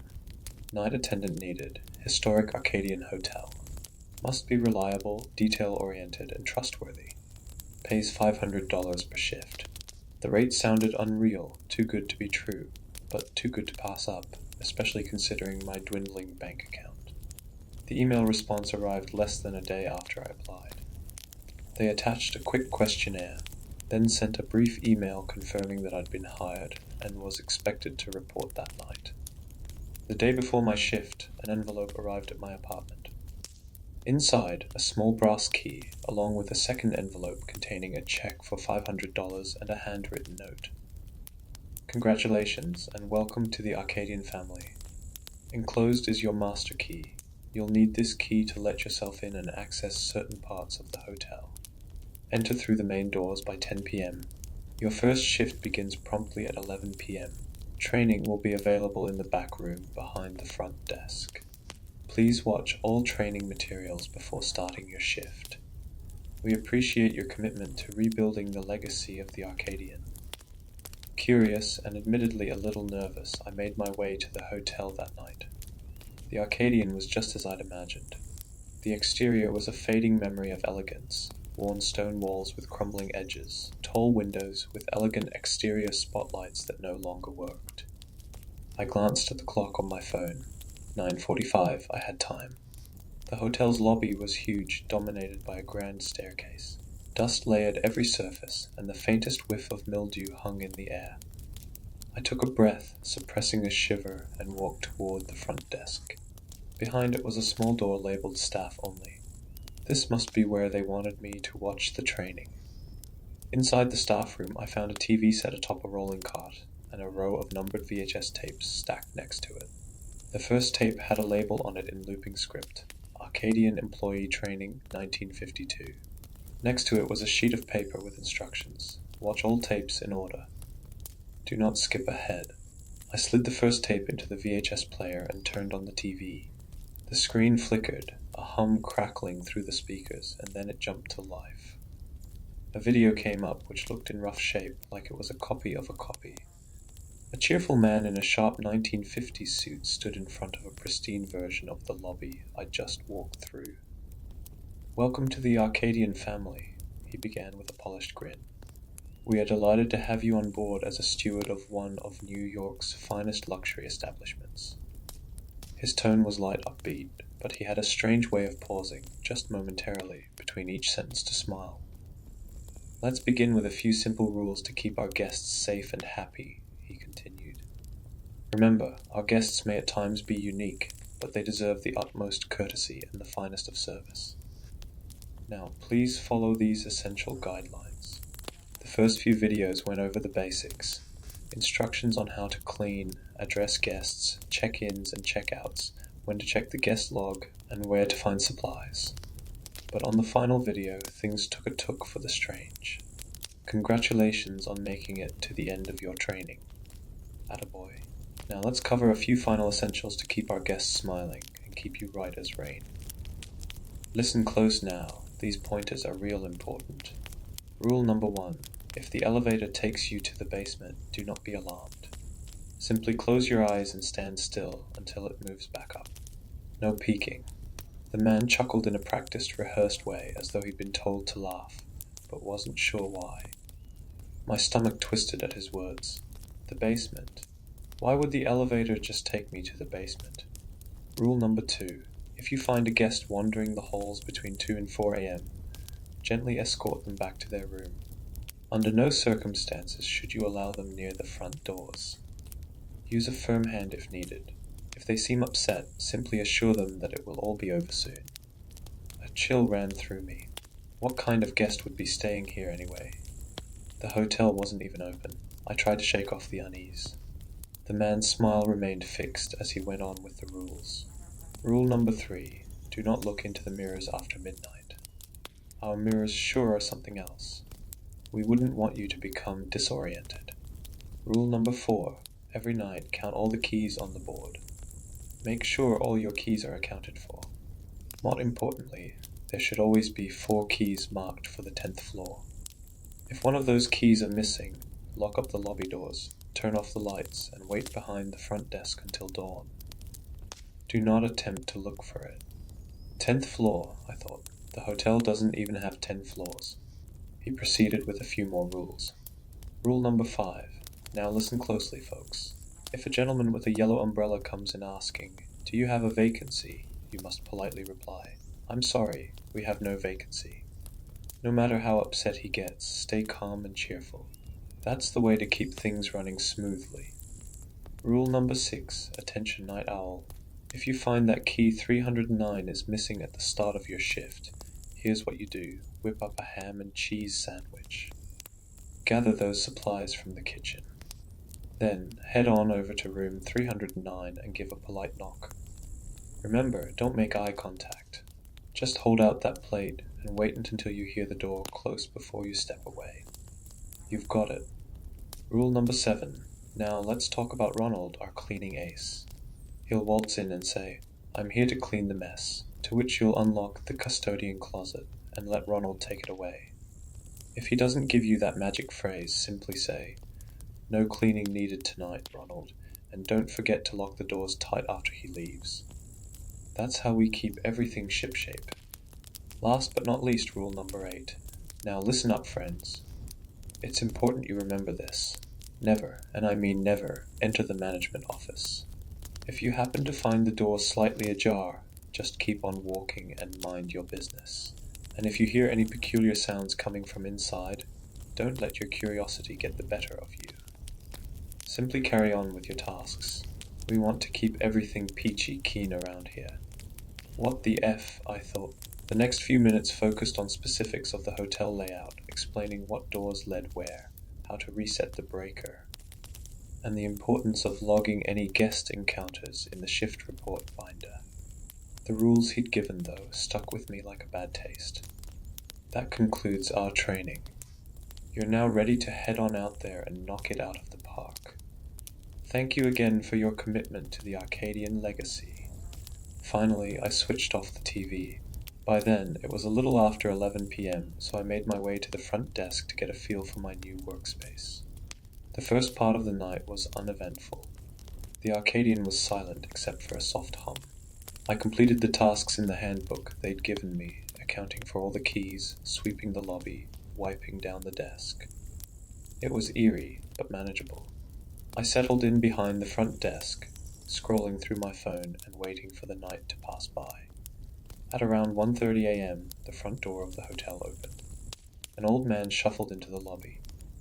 He wore a faded custodian uniform that looked like it had seen better days, and I could barely make out the name tag reading Ronald as he drew closer.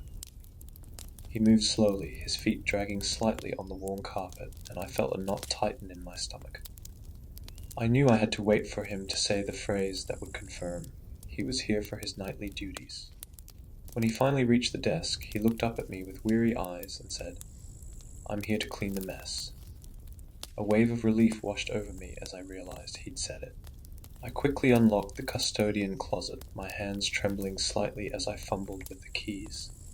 As he pulled out his cart filled with an assortment of cleaning supplies and tools, he glanced at me almost amusingly and asked, "New here?" "Yeah, it's my first night. Any tips?" I replied, eager to learn anything that might ease my nerves. "Stick to the rules, and you'll be just fine, kid," he said before turning back to his cart. He wheeled it toward the elevator, the cart rattling softly behind him. As he stepped inside, the doors closed with a quiet thud, leaving me alone again. Ronald's words did little to ease my nerves. I was still trying to figure out what those rules might really mean, and why seemingly mundane rules would be so important to follow. When I returned to my desk, I noticed almost immediately a space on the key rack. A key was now missing, the key to room 309. Panic rose in my chest as I rifled through the key rack again, hoping it was just hiding among the others. "Where the hell did it go?" I muttered to myself, feeling a bead of sweat form on my forehead. I had barely left the desk for more than a minute. Had someone come in while I was with Ronald? Or had I just missed it during my last count? I quickly pulled out my notes, scanning for the rule about the ham sandwich.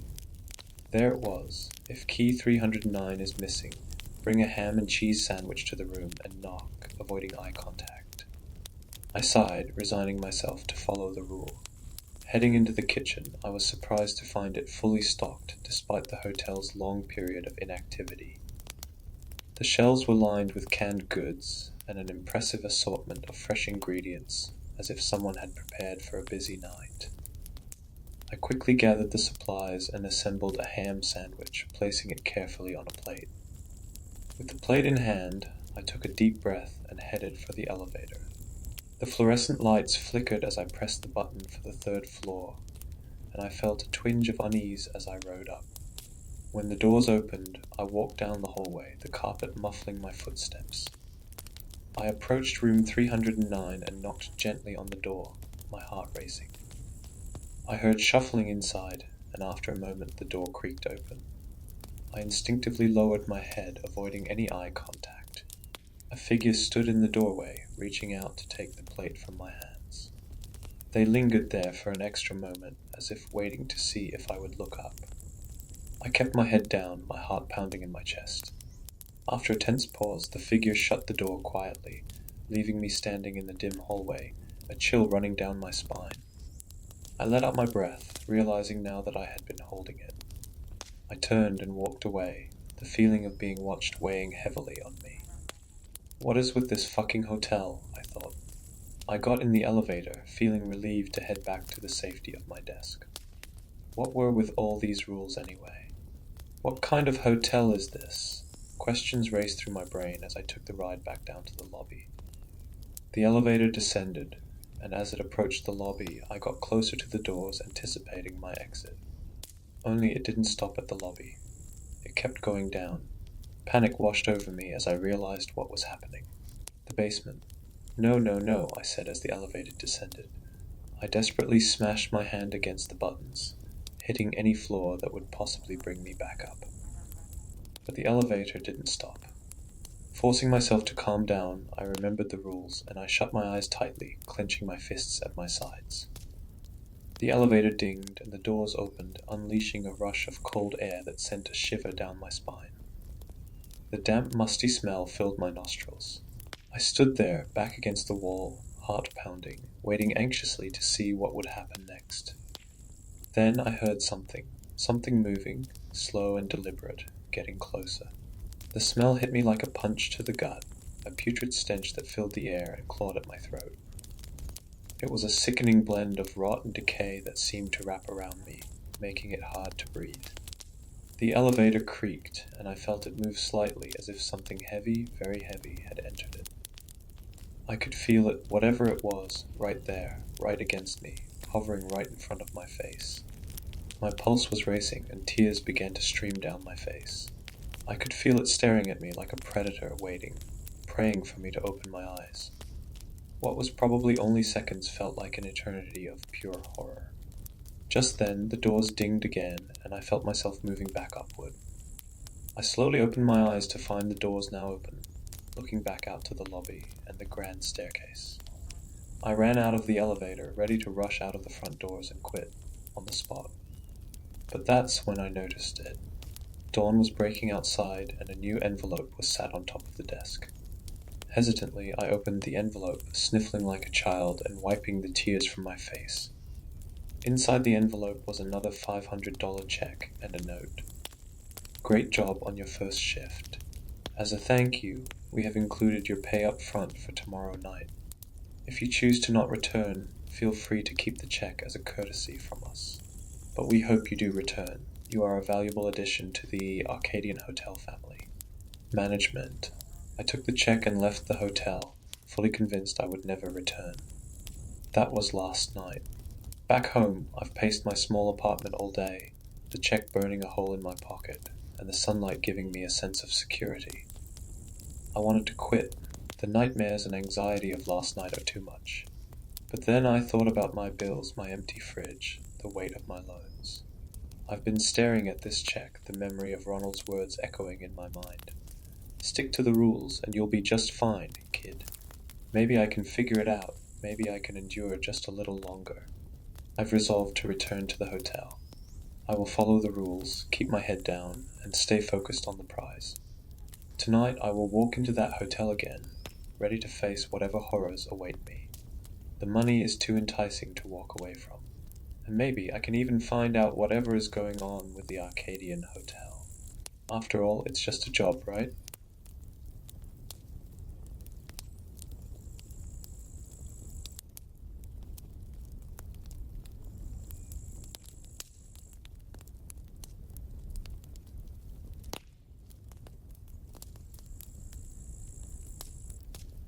I lived in a house with an extremely long winding driveway.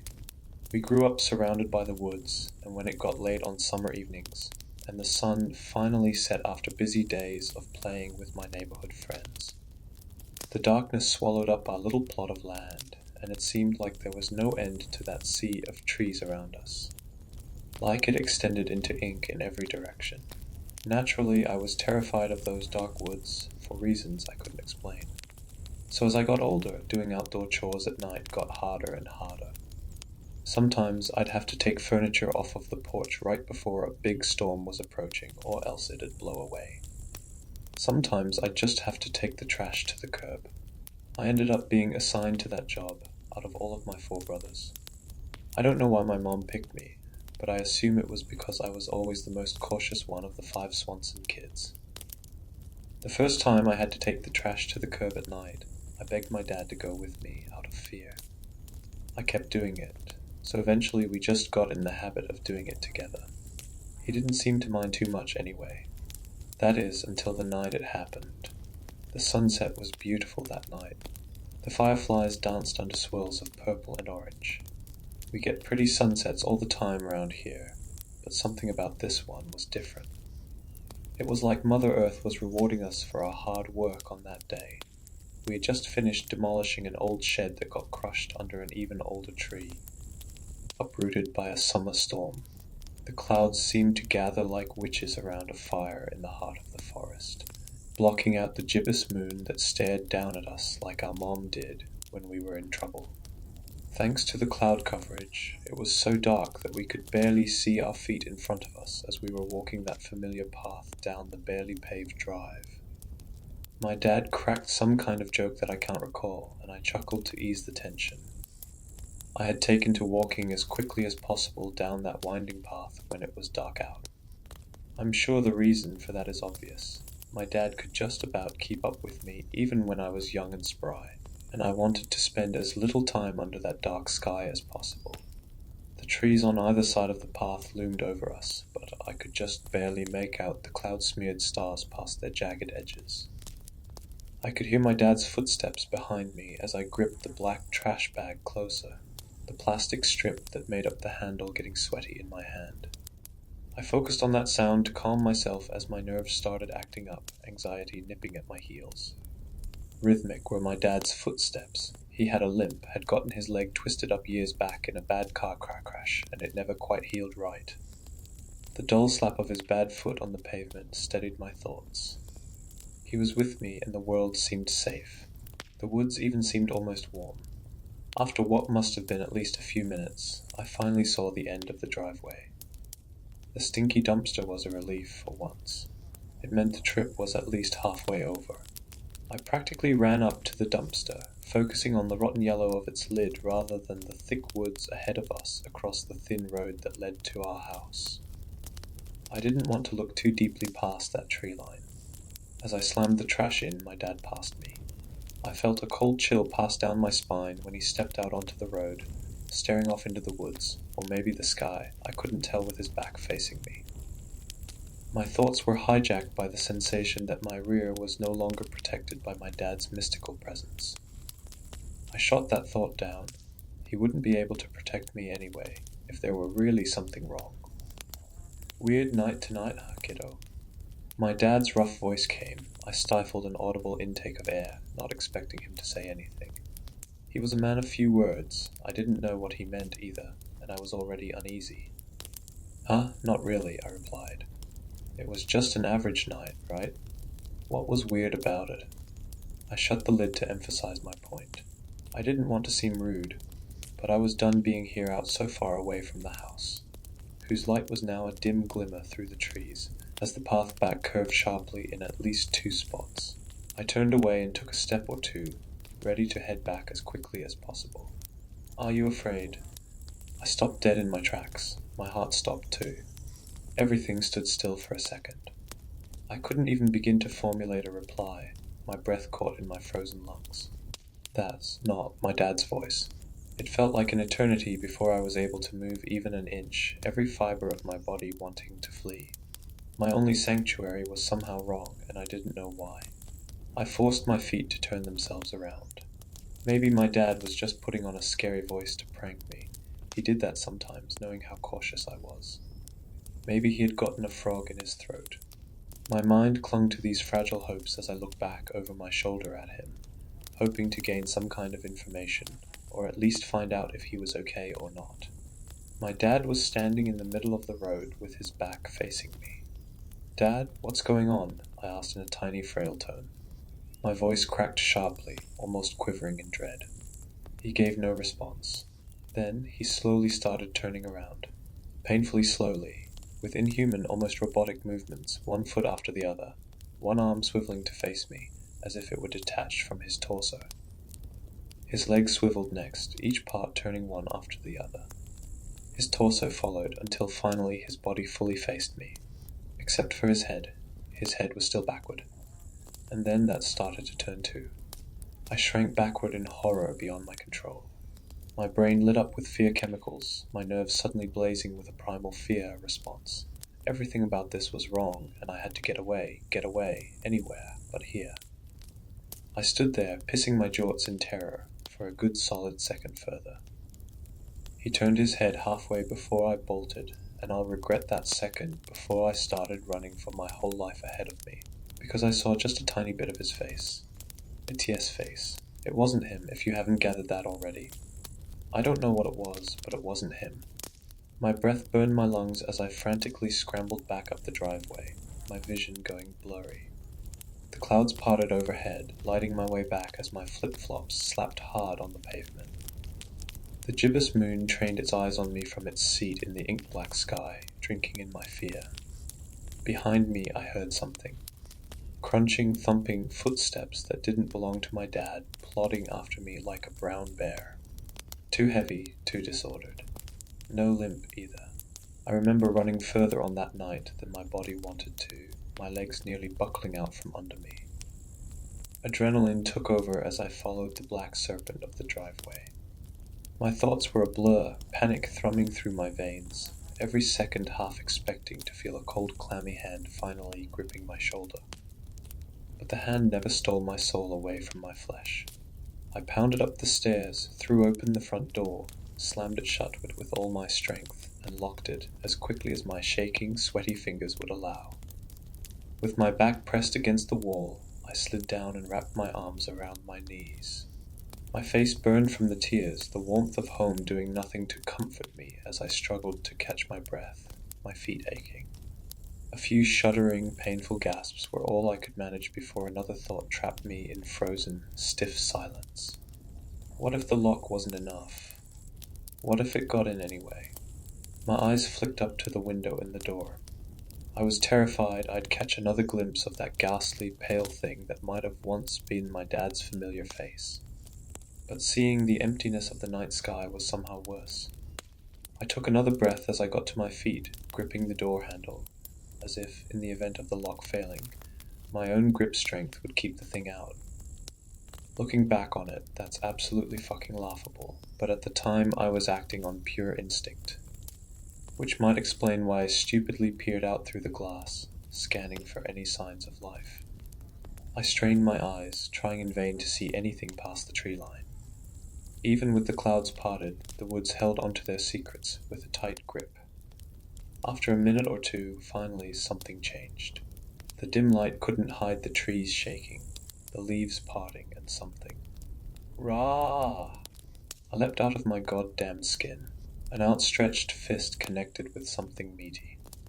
My dumbass brother, Eric, materialized out of thin air, the door behind him ever so slightly ajar. Ow, what the fuck, dickhead? He complained, rubbing his cheek.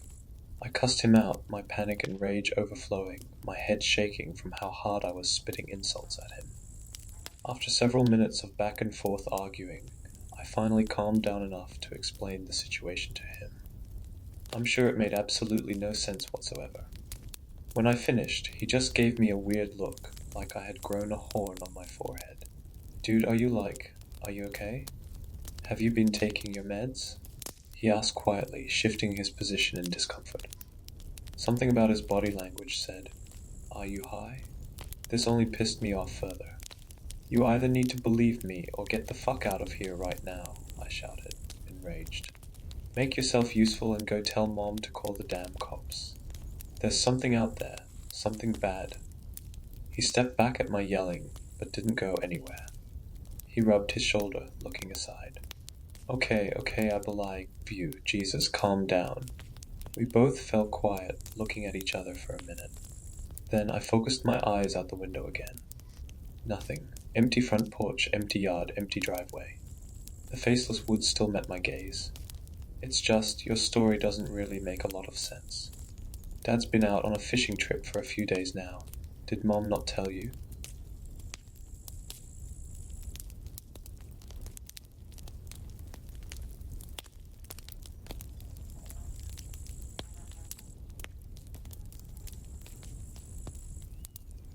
I live in middle of nowhere Great Plains, aka northwestern South Dakota. It's not the worst place to live, I guess, if you like corn, but as you can imagine, not a lot goes on up here.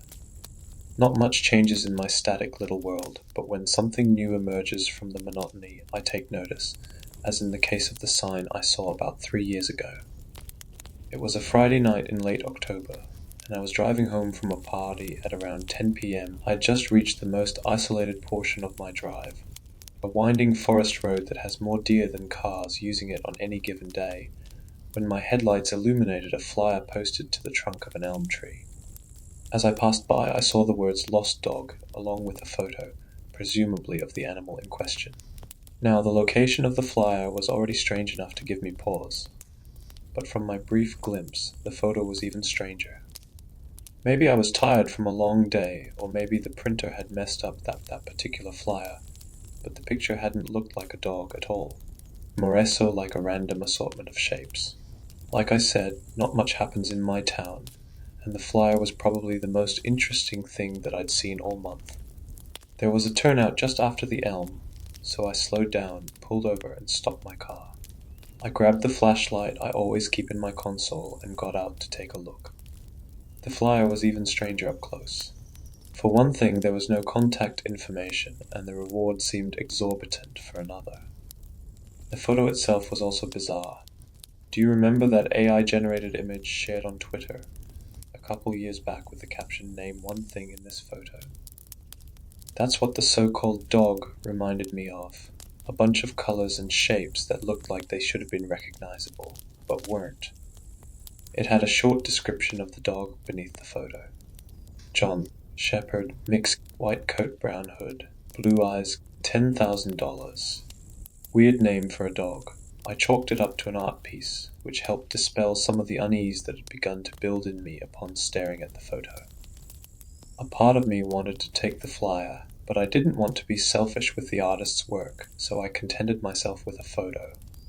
Just as I slipped my phone back into my pocket, the sound of snapping twigs made me start. Maybe the deer want to look at the art too, I thought, shining my flashlight into the trees. I waited for a moment, scanning the forest with bated breath, but even though it had sounded like there was an animal right behind me, I saw nothing. I returned to my car after that and continued home. The next day, I gave my buddy Eric a call, hoping to catch him for drinks at our favorite brewery. Halfway through the call, I remembered the photo I'd taken of the lost dog flyer and opened my photo gallery so I could send it to him. To my disappointment, the photograph I'd taken was completely black. Either I'd had my thumb over the lens, or the photo had somehow gotten corrupted. It was a little strange, but I've never been very tech-savvy, so I dismissed it as a glitch and told Eric where to look if he was ever returning to town from that direction. As it turned out, I didn't have to wait until my next out-of-town drive to see the flyer again. The following evening, Eric and I were walking back to our cars from the brewery. Across the street, stapled to a telephone pole, I noticed a familiar flyer and quickly pulled him over to point out the artwork. I was all smiles as I showed him, excited that someone was using our town as a canvas for their project, and even more excited that I'd been one of the first to notice it. This flyer was just as devoid of information as the first, and featured the same abstract mess of shapes for its dog. Eric's always been more cultured than myself, more inclined to be interested in art history and that sort of thing. So I was interested to hear his take on the piece. When I turned to get his reaction, though, he looked more unsettled than amused. "What up?" I asked him. Instead of answering, he just shook his head. "Nah man, you'll think I'm crazy." I tried pressing him a bit more, but when it became clear that he wasn't going to divulge the source of his apprehension, I let it go. Before I continued towards my car, I pulled out my phone and snapped a photo of my shoes, which showed up in my photo gallery without issue. Then, I pointed my phone at the flyer, aimed, pressed the capture button, and nothing. Again, the photograph was completely black. When I got home that night, I went down a rabbit hole of anti-surveillance patterns, aka designs created for the express purpose of confusing cameras and facial recognition technology. Apparently, anti-surveillance fashion is already a big thing in some parts of the world, so it's likely that the lost dog artist used one of those patterns in their piece, explaining why I can't get a good photo of the flyer. It didn't explain Eric's reaction, though. I fell asleep wondering if my friend was seeing something that I wasn't. For the next few days, more lost dog signs continued to appear around town, never in high-traffic areas or obvious places. I found one behind the bleachers at the community soccer field, and another tucked behind a different flyer on a public bulletin board. Whoever this artist was, they were no Banksy. They seemed more keen to set up an Easter egg hunt than to make a bold public statement. On the following Saturday, while on a hike, I was surprised to find a "Found Dog" sign taped to a picnic table in a quiet clearing off of the main path. I was pleased at the sight. I was starting to think that the art project was meant to encourage the residents of our town to better appreciate their surroundings, and that my attention to detail was paying off as a result. Even more pleasing was the fact that this sign had a phone number to call on it. The sign had no picture, just the words, "Found Dog John," along with the number. Out of curiosity, I gave it a call. After 3 rings, someone picked up. I said nothing at first, wondering if I was about to speak to the artist themselves, or simply hear some kind of pre-recorded message. After a moment, I heard a very strange voice. "Looking for a dog," it said. There was some kind of heavy filter on the voice. It was staticky and guttural, and seemed like it had been pitched down considerably. In a strange way, it reminded me of a large dog growling. "Yeah, I'm looking for John." "What's the word?" asked the voice. "The word?" I thought, looking over paper in front of me and trying to remember the exact phrasing of the lost dog flyer. Presumably there was some kind of key phrase I had missed. "Shepherd?" I guessed, and the person on the other end of the phone hung up. I tried calling back, but they didn't answer again. I put my phone away, disappointed, and took a seat atop the picnic bench. The sun was beginning to set, and a cool breeze had begun to sweep in from the north, whistling as it wound its way through the trees. I lowered my eyes from the pink and orange sky, staring at the tree line at the far end of the clearing. There was an animal peeking out through the brush. It was difficult to tell what exactly it was at such a distance, but it looked like a coyote, which my state has no shortage of. It was standing eerily still. I raised my hand slightly and waved at the creature as a joke to myself. And then the thing stood up on two legs. It wasn't an animal at all, I realized, but a person, clad head to toe in black and wearing a dog mask over their face. The person turned their back to me and walked deeper into the trees. Needless to say, that was not a comforting thing to witness. I left quickly after that, half jogging back to my car and glancing over my shoulder every few minutes. If I'd seen a person in a dog mask traipsing through the forest a week ago, I would have laughed. I would have assumed they were some kind of larper, rare as those might be in rural South Dakota. After my strange phone call, though, the sighting felt more ominous than funny. Was that the person I'd just been on call with? If so, had they seriously just been standing there waiting for someone to see their found dog flyer? The next day, as I visited my usual weekend haunts, I realized that the lost dog signs had been torn down. I guessed that the art project had reached its end, even though it seemed like a remarkably short run. I was disappointed that nothing more had come of it, and that I would never get answers regarding who was behind the flyers. But I probably would have moved on with my life and forgotten all about it, if it weren't for the visitor I received that night. It was around midnight. I was at my computer, playing video games and trying not to think about work in the morning when I got a text from Eric. Oddly enough, he asked if he could come over, and it was such an uncharacteristic request that I figured there was something wrong. I said yes, and he showed up at my door 20 minutes later. He looked a wreck. His hair was disheveled, his eyes were red, and his whole demeanor was nervous and fidgety. When he walked into my house, he held his phone in one hand and a rolled-up piece of paper in the other. "You're not gonna believe me, man. You're gonna think I'm going crazy," he said after declining both my offers for a glass of water and for a seat on my couch. I assured him that he could trust me, that I would take his words seriously. After a moment, he unrolled the piece of paper in his hand to reveal one of the lost dog flyers. "This is me," he said. I was taken aback. "What? You made the signs?" "No." He tapped on the picture in the center of the flyer. "This is a photo of me." I looked back and forth between his face and the flyer. I squinted, I unfocused my eyes, I looked at the photo from different angles. No matter what I did, the dog in question didn't resemble a human being in the slightest, much less the familiar face of my friend. I gave what was probably a very awkward laugh. "Okay man, you got me very funny," instead of breaking character and laughing along with me. Eric unlocked his phone and opened Instagram. Once in the app, he navigated to his profile and clicked on his most recent post, which was a selfie from last year. He held up his phone next to the flyer. "It's hard to tell, but I swear to God this is me. It's my last photo with a filter on it to break it down into shapes. You see this white part, the circle and the rectangle under it? That's my face and neck, and these dots, the little blue ones here and here, those are eyes. And the brown part up here is hair. I swear, I thought I was losing it, but everything lines up." I took the flyer and phone from his hands and tried to line up the shapes. It might have been the power of suggestion, but the more I looked between them, the more I started to see a match. "Also," he continued, "since you showed me this flyer, I've been hearing all sorts of weird shit. Outside my house at night, I keep hearing sounds like, I don't know, an animal or something. I thought a family of raccoons moved in, but it just doesn't sound like raccoons." "Have you checked for tracks?" "Yeah, but you know we've got a grass lawn right up to the porch." "I see indents, but it's not like I can see marks." Eric shook his head.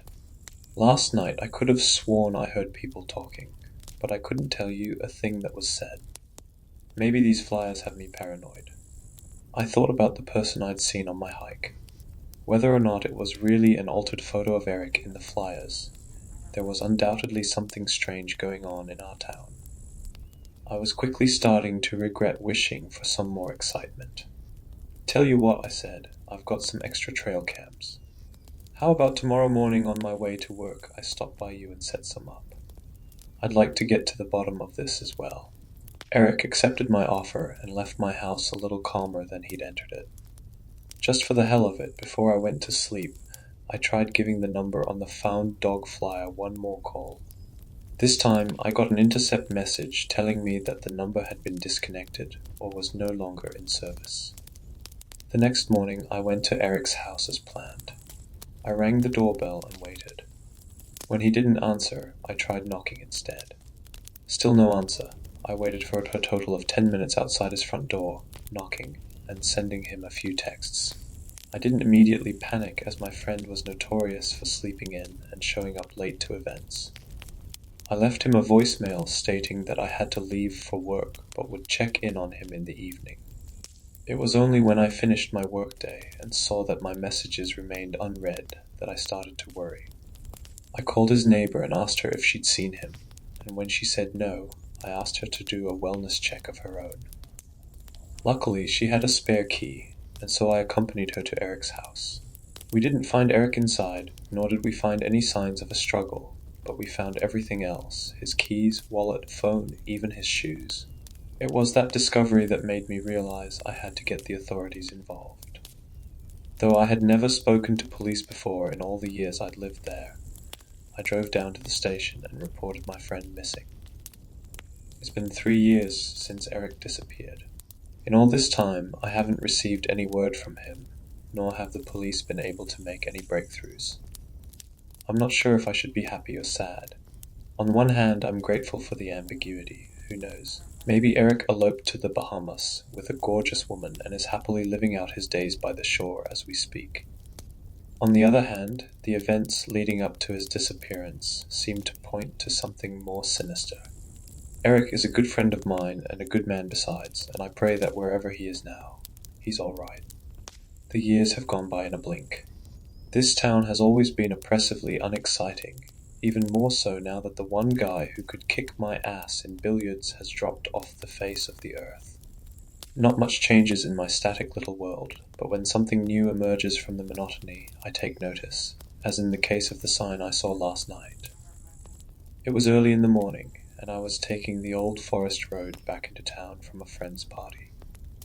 Same emptiness, same stretch of road. It might have been the exact same elm too. In any case, as I drove in silence, a lost dog sign caught my eye. Posted against a tree at the edge of the road, it read, "John, Shepherd mix, white coat, brown hood, brown eyes, $10,000. Beneath the text was a photo. Though abstract and blocky, I couldn't help but note a striking similarity between it and the last photo of myself I'd posted online.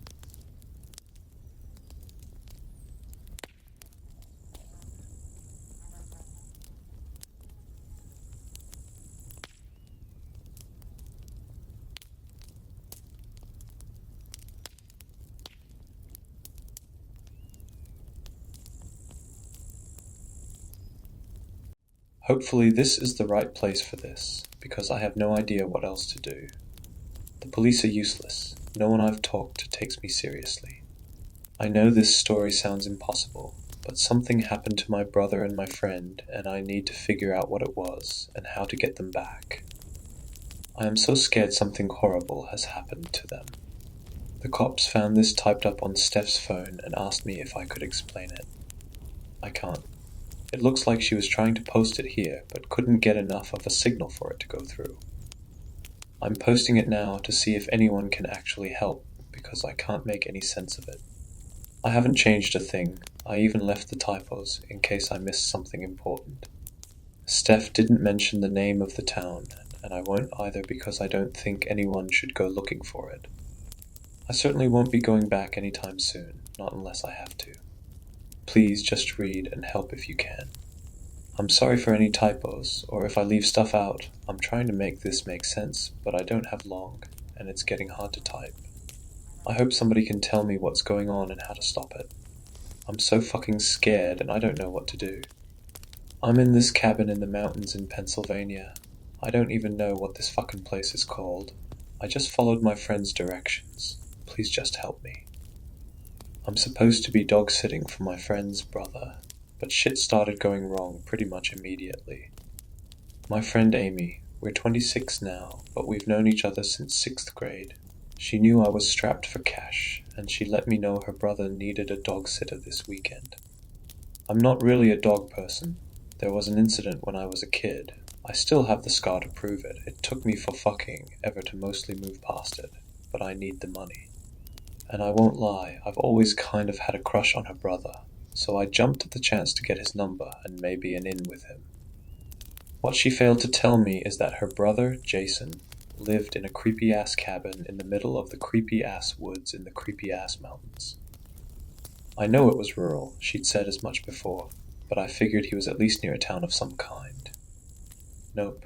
Miles from anything that could remotely be called a town. I probably should have guessed when Amy sent me typed up directions, instead of just giving me an address to plug into Google Maps. But I was tour-leaved about the job and didn't ask questions.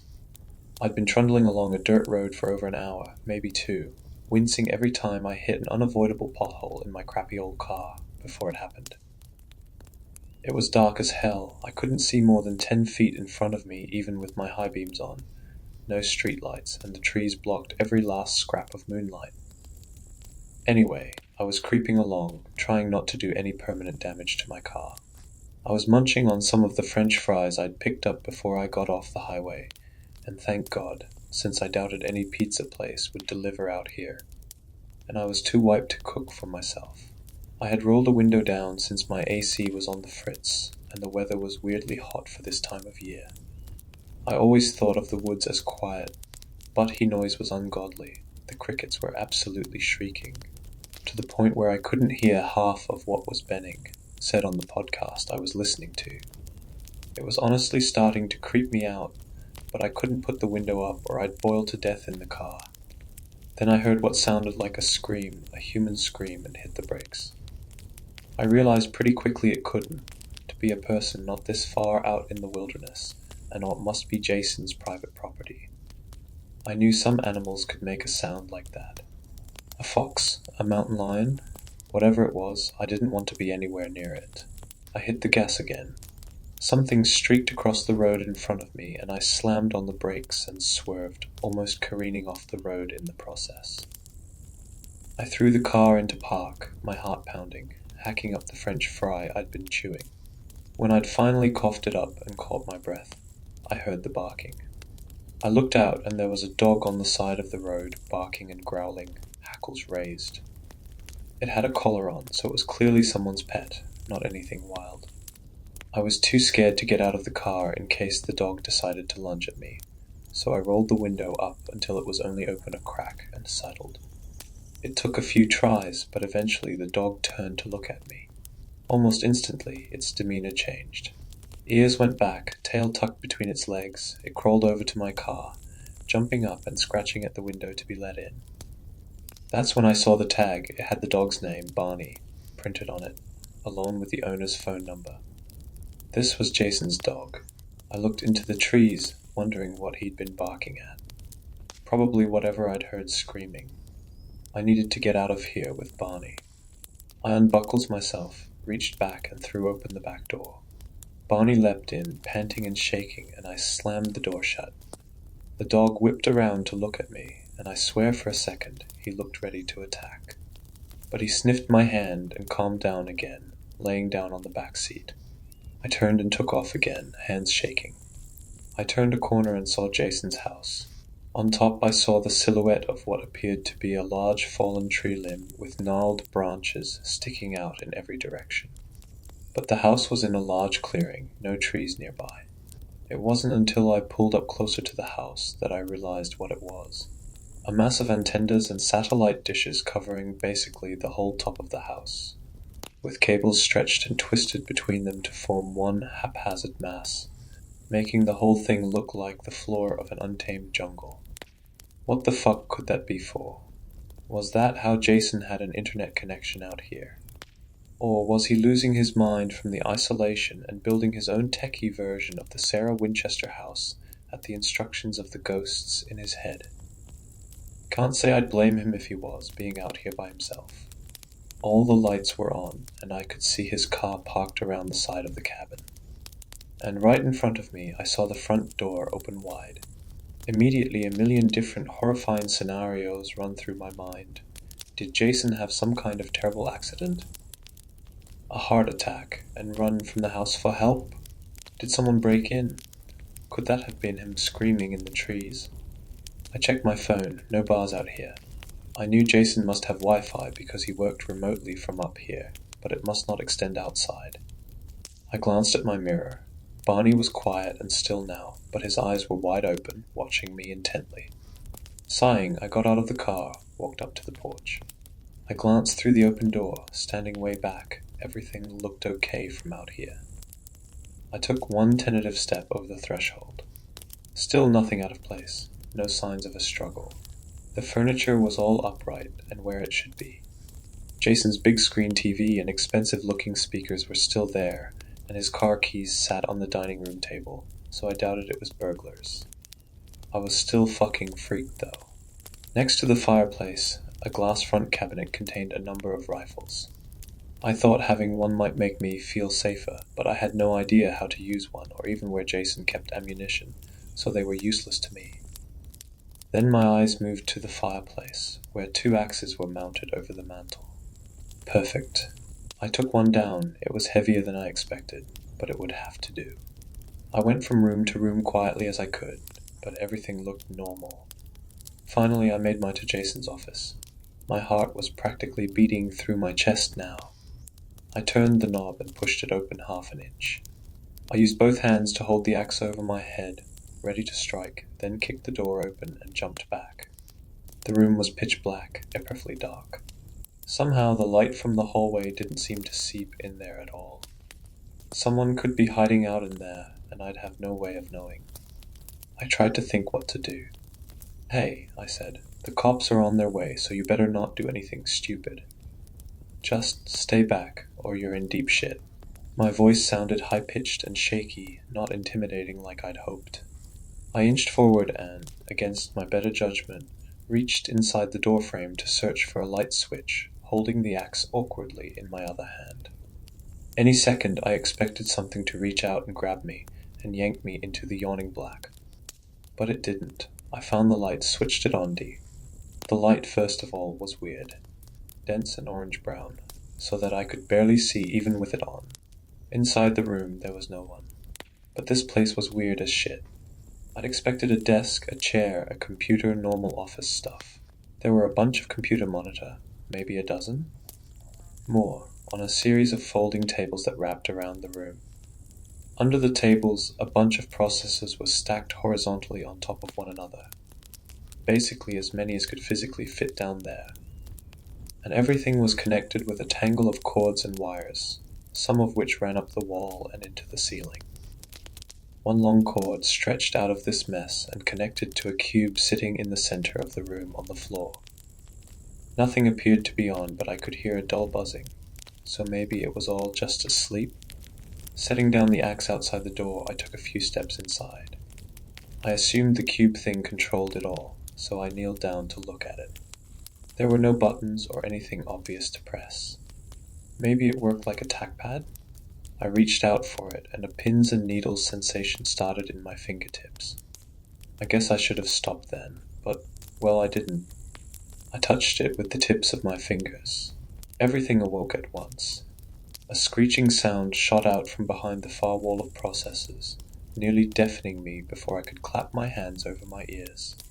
The monitors, somehow they turned blacker, a darker dark that made my eyes ache, before rows and rows of green text scrolled rapidly down each of the screens. As far as I could tell, it looked like just random symbols, not any language I recognized. I crept closer to get a better look, and then all of it stopped. Silence crashed down over me, and the screens went blank. Cringing, I gave the cube a few tentative pokes, but nothing happened this time. Even the buzzing had quieted. My fingers still felt like they were vibrating, though. What the fuck?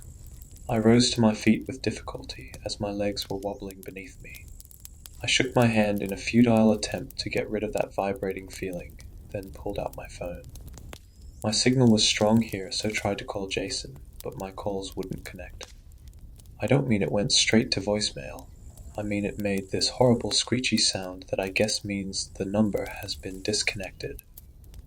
For a moment I thought the computers had turned back on, but no. It was just my phone. I tried texting him too, but those bounced right back. So I called Amy. "Hey Steph, did you get there okay?" "Well, yes, but I think something's wrong. Jason's not here." "What do you mean?" asked Amy. "I mean, I drove up here, Barney was out running loose, and the cabin door was wide open, but no Jason inside." A long pause. "Are you sure?" "Amy, I checked the whole place. He's gone. Nothing's out of place. I don't think he was hurt or anything, but he's not here." "Did you call him?" "I can't get through." Okay. I'll call the friends he's supposed to meet up with. Maybe he's with them. I think maybe I should call the police." "I don't." She stopped suddenly. "Amy?" No response. I checked my phone. The call had been cut off. No signal. Great. I walked out of the office to check on Barney, and the office door slammed shut behind me. I screamed and fell to the floor. I lay there for a long time, too scared to look behind me. Finally, I stood up and tried the door, but it was firmly locked. I leaned my full weight into it, but it wouldn't budge. I should have left, I know that. But slowly, methodically, I convinced myself that everything had a logical explanation. Jason had left the house in a hurry because there'd been an emergency. Whatever was fucking up the signal on my phone must have fucked his too. That's why he hadn't called or texted. His car was here, but well, maybe he had a second one. Or a motorcycle or something. Or someone picked him up. The office, well, that was weird. Maybe Jowson was running some kind of experiment. That would explain the shit on the roof too. Or maybe I was right earlier and he was kind of losing it, being all alone up here. And the door, the wind must have blown it shut. But there had been no window in there. Fuck it. The AC must have switched on, blown the door shut, and jammed it somehow. I calmed a little and went to call Amy back, but I had no service. Oh well, nothing I could do about it now. Eventually I explained away all of it. Part of me was still scared, but what was I going to do? Run away from here, run from nothing and no one. I went out to the car to collect Barney and my things, looking around me for any kind of threat. I had to drag the dog back to the house. He kept staring and growling at the tree line. Had the mountain lion or whatever followed us back. This whole thing was really unnerving, and I started second-guessing my decision to stay. But I didn't want to wind my way back down the mountain in the pitch dark, with a pissed-off dog in tow.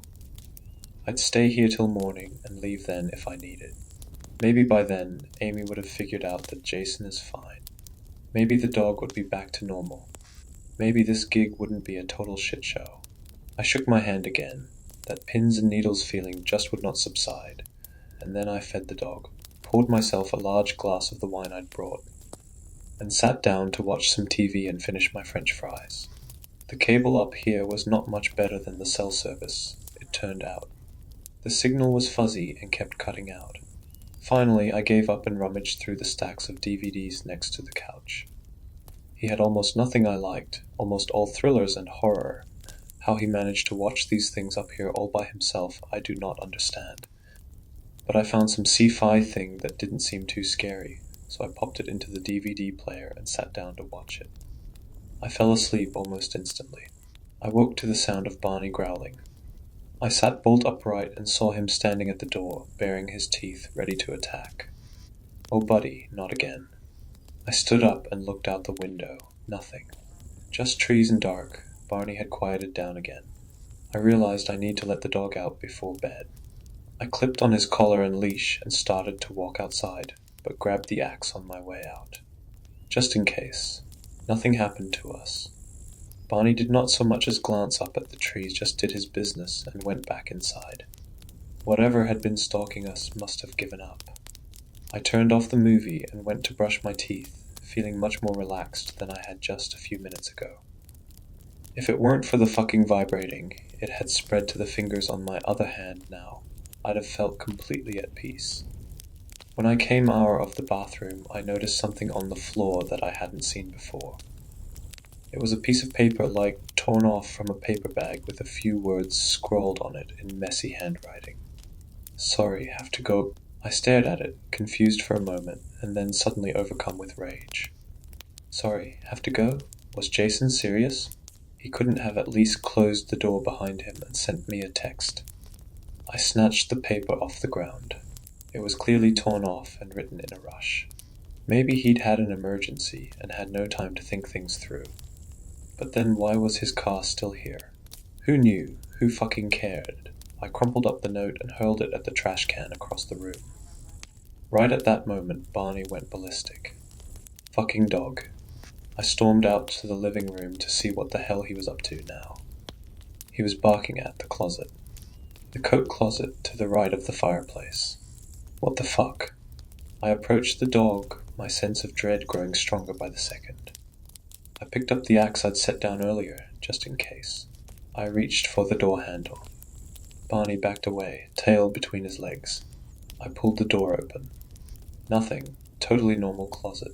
Some coats hanging up, a pair of muddy boots on the floor. The vibrating in my hands was getting worse, though. But wait. Back in that corner. What? The wall shouldn't extend that far. It just shouldn't. It would cut off the hallway on the other side. What the fuck? I stepped inside and was instantly hit with a wave of nausea so severe it brought me to my knees. When I was bent down, I saw further back into the far corner, past the coats. Black, deep, dark, soul-sucking black. I opened my mouth to scream, but nothing came out. A growl. I whipped around, fighting the urge to puke. Barney stood a few feet back from the door, poised to attack, snarling, hackles all the way up from neck to tail. Whoa, I said, trying to sound calm. It's okay, buddy. He lunged, coming straight at me. Without thinking, I reached forward and slammed the door shut. Silence. More silence. Barney. I reached for the handle. It wasn't there. I felt around for it, but it was nowhere. The door frame was gone too. No. I felt around frantically, hoping I'd just stepped to the side a little without noticing. I felt all along the wall, but nothing. I let out a terrified sob. Then, on the back of my neck, a breath. I screamed and fell and just kept falling. I awoke in perfect darkness. The ground was cold and hard, the air perfectly still. I sat up, expecting pain, but I felt fine. Except for those fucking pins and needles. I looked around helplessly, eyes wide open but unseeing in the vast black. Then I felt something hard digging into my hip. My phone. I still had my phone. I yanked it out, and it was mercifully unbroken and still partially charged. But the image on the screen was fucked up. It was like someone had shattered it and shoved the pieces haphazardly back together. It had never seen it do that before. I had never seen any phone do that before. I touched the screen right in the center and it started screaming. White noise shrieking at me, like the phone was alive and in agony. On the screen, circles rippled frantically away from my thumb as though trying to escape. I dropped the phone and the noise stopped. And immediately I regretted it. Getting that phone to work might be my only way out. Or maybe I'd find a way out and need to call for help. I knelt down and felt around the ground by my feet. After a minute I started to panic that it had bounced away, but no, there it was. I tucked it back into my pocket. When I stood, my hand brushed something solid, and I jerked back, hitting a wall behind me. A wall, so this place wasn't endless. I reached out in front of me, took a few steps forward, and yes, another wall. To my right, a wall. I reached out to my left, took a few steps. Nothing. That way was open. Maybe there was a way out of here. A few more steps, and my toe bumped something solid, heavy. I bent down, felt around with my hand, the axe. It had come with me too. I gripped it tight and stood. I walked a bit further, shuffling because I was still blind. I would bump the left wall, then try to straighten out, then shuffle for a bit longer and bump the right wall. It was clear before long that this was a tunnel. I don't know how long I continued like that in the dark. It felt endless, and it was getting colder all the time. I was constantly terrified that I would suddenly drop off a cliff, or run into something dangerous. or find the end of this place and realize that I was truly trapped. And then a light up ahead, more like a glow than a bright light, like the sun just starting to peek up over the horizon. I quickened my pace, bashing into the walls a couple of times. Colder and colder. As I got closer to the light, I realized it wasn't a single point. The light was coming from distinct points on either side of the tunnel. I was too far to say for sure, but I thought they looked like doorways. As I got closer, my suspicion was confirmed. Doorways staggered along both sides of the tunnel, harsh glowing light spilling from each of them. I approached the first one, shivering now. I looked through the doorway and felt the hope drain from me. It was static, like on a TV, white and glowy and fuzzy, a buzzing sound in the background. If I looked hard enough, I thought I could see movement behind it, but that could have just been my imagination, or my eyes playing tricks after so long in the dark. The vibrating in my hands was stronger here. I made my way to the next one, more of the same. Then my phone began to vibrate in my pocket. I yanked it out, praying that someone was calling, someone who could help. But no, it was just more ripples, though this time it was happening without me touching the screen. The white noise was back, but quieter, matching the tone of the doorways. I put the phone back in my pocket. I took one tentative step toward the door, then another. I reached a hand out toward it, but as my fingers inched forward, an overwhelming sense of dread washed over me. I tried to push through it, but then the static did that rippling thing and it pushed back.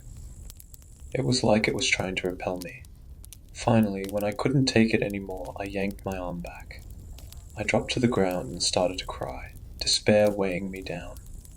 There was no way out. I sobbed and sobbed until I wore myself out, and then I just laid there staring up at nothing. The dread feeling slowly faded. I stood up and looked further down the tunnel. There were doors as far as I could see, alternating on either side. They all appeared to frame the same static as the first one. There was nothing else I could do. I kept walking. At first, I looked closely at each doorway, trying to see if I could glean any meaning from them. But after a while I grew tired of it and gave up. I kept my gaze forward and trudged along, for I don't know how long, until my legs started to ache with the effort. But then, I noticed shapes in the static. At first I thought I was imagining it, that I'd spent too long in the dark and my mind was inventing things for me to see. But then the shapes were too defined to dismiss. I couldn't make out what they were doing, but there were definitely people moving around in there. I tried to call to them, but they didn't seem to notice. I walked closer to one of them, hoping this time I might make it through, but the dread and the static pushed me back again. And then I could hear them, almost imperceptible at first, but growing just a bit louder at each doorway. And then I could see scenes playing out. A man and a woman screaming at each other, their faces inches apart. I ducked away instinctively, as though any second they might turn on me. A creature, a dog, lunging at the doorway. That one made me jump back in terror, fearing for a second that it might be able to pass through. It didn't, though. It just disappeared and started over again a moment later. And the next one, a little girl sitting on the ground, hunched over herself, shaking. It took me a second to realize she was crying, sobbing. I felt strangely connected to her, like I could feel what she was feeling. I didn't have to get close this time. The dread slammed into me, and I cried out. "Hello," I said to the girl. "Can you hear me?" She just kept crying. She had no idea I was there. I collapsed, exhausted. How long had I been down here? Minutes? Hours? I couldn't keep going, but I couldn't sleep when I felt like this. I used the last of my remaining energy to crawl a little further, so I was an equal distance from the last door and the next. The dread wasn't gone here, but it was bearable. In any case, it weighed me to the spot. I couldn't have moved if I wanted to. I shut my eyes. I shot up to my feet in an instant, a scream reverberating through my head. I had slept no idea how long, but this wasn't a dream. It was real, and it wasn't muffled like the doorway sounds. It stopped. I had no idea which direction it had come from. I stopped and listened closely, but there was nothing now. My heart was pounding, fear and adrenaline pumping through me, and I knew I wasn't going back to sleep. I took up my journey again, faster now. The blurry scenes continued. The dread pressed in on me, forcing me to the middle of the tunnel.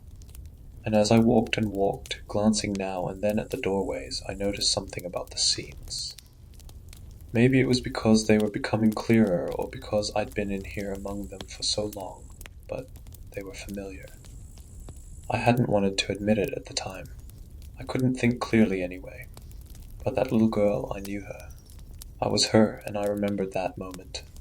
I'd just come home from school, and my mom had sat me down, stony-faced, and told me that our cat had died. I had cried all night and the next day, and for days after she died, and the two people arguing, I couldn't see them clearly, but I'm almost certain they were my parents. They'd had so many screaming matches just like that before we left. The neighbor's dog slipping his leash and attacking me. I still had that scar on my right arm, and there I was again, sitting alone at a lunch table, trying desperately not to cry. Climbing a tree, then the ground rushing up at me. A group of girls surrounding me, laughing, pushing me down. I didn't know what this place was, or how it knew, or where it got my memories. But it was clear by now. It was playing back the worst moments of my life, and I was trapped in here with them. And I knew it was only going to get worse. If I wanted to ever get out of here, I had to keep going through. I tried to keep my eyes down on the path in front of me, but it didn't help. I could still hear my cries, my screams. Lost as I was in my despair, it took me longer than it should have to notice. Footsteps. Like the scream before, I knew they were real. They were not muffled like the doorways. They were clear and real and terrible, and they were coming from the direction I had just come from. I had to hurry. I didn't want to meet Watia lived down here. He started Tuyo. As I tried to put space between myself and the footsteps, the scenes grew clearer and more intense. My mom pulling me from my bed in the middle of the night and dragging me out to the car. No explanation, with nothing but the clothes we had on. I never saw my childhood home again. The footsteps are closer. I start to flat out run. Still, I could see the scenes playing out on either side of me. Another doorway, a hand lurching out from my neck. I screamed and tried not to look. And then ahead a light not like the doorways. Not a white glare, it was warm and soft, and it was straight ahead. My muscles were screaming in pain at this point, but I sped up, listening to the footsteps get closer all the time. The static sound got louder and louder, occasional screams and cries piercing through it. I was almost there when I noticed a dark figure in the light. Just standing there, staring. I stopped for a moment unsure, but the footsteps were still hunting me. I thought I could hear yelling from that way, not the muffled kind from the doorways, a real, live voice. There was no choice. I took off again, ready to meet my fate in the light. As I got closer, the figure began to take shape, a large man, draped in shadow, the light behind him blinding me to his features. I locked eyes with him, or at least imagined I did. He shouted something, and I raised the axe high and ran at him. I was almost there, steps away, when he lunged forward, hands outstretched. I screamed and swung the axe. It struck with a sickening thud, and the figure fell back into the light. He laid perfectly still, a dark pool forming around him. I stepped forward into the light and screamed. The axe clunked to the ground beside me. I knelt down to confirm the horrible fact I already knew. Before me lay Jason, the life already gone from his eyes. His skin was ice white, his neck was half severed from his shoulders. He was dead. I had murdered someone. The thought raced around my mind, but I could not make it real.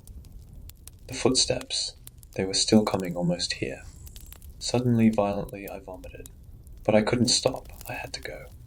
The footsteps were pounding now, the yelling louder, bouncing off the walls, and whirring together with the static. Going against all my instincts, I looked over my shoulder for the source of the footsteps. I recoiled in horror at the sight. It was a human-shaped thing made of static, with human features flashing through every few seconds. A hand, an eye, a length of hair, and running straight at me. Arms flailing, feet pounding, voice shrieking incoherently between patches of static, like a radio station going in and out of range. Everything in me was repelled by this absolute monstrosity. Sobbing, I stumbled over Jason's body, slipping and coating myself in his blood. With one last scream, I pulled myself out onto the porch. I turned over and looked back. The tunnel was gone, along with the body. The evidence of my crime. I crumpled to the ground and gasped with relief, the full horror of what I'd done yet to wash over me.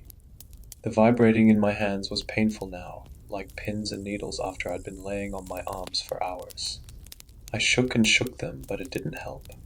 And then a shadow to my left, and a growl.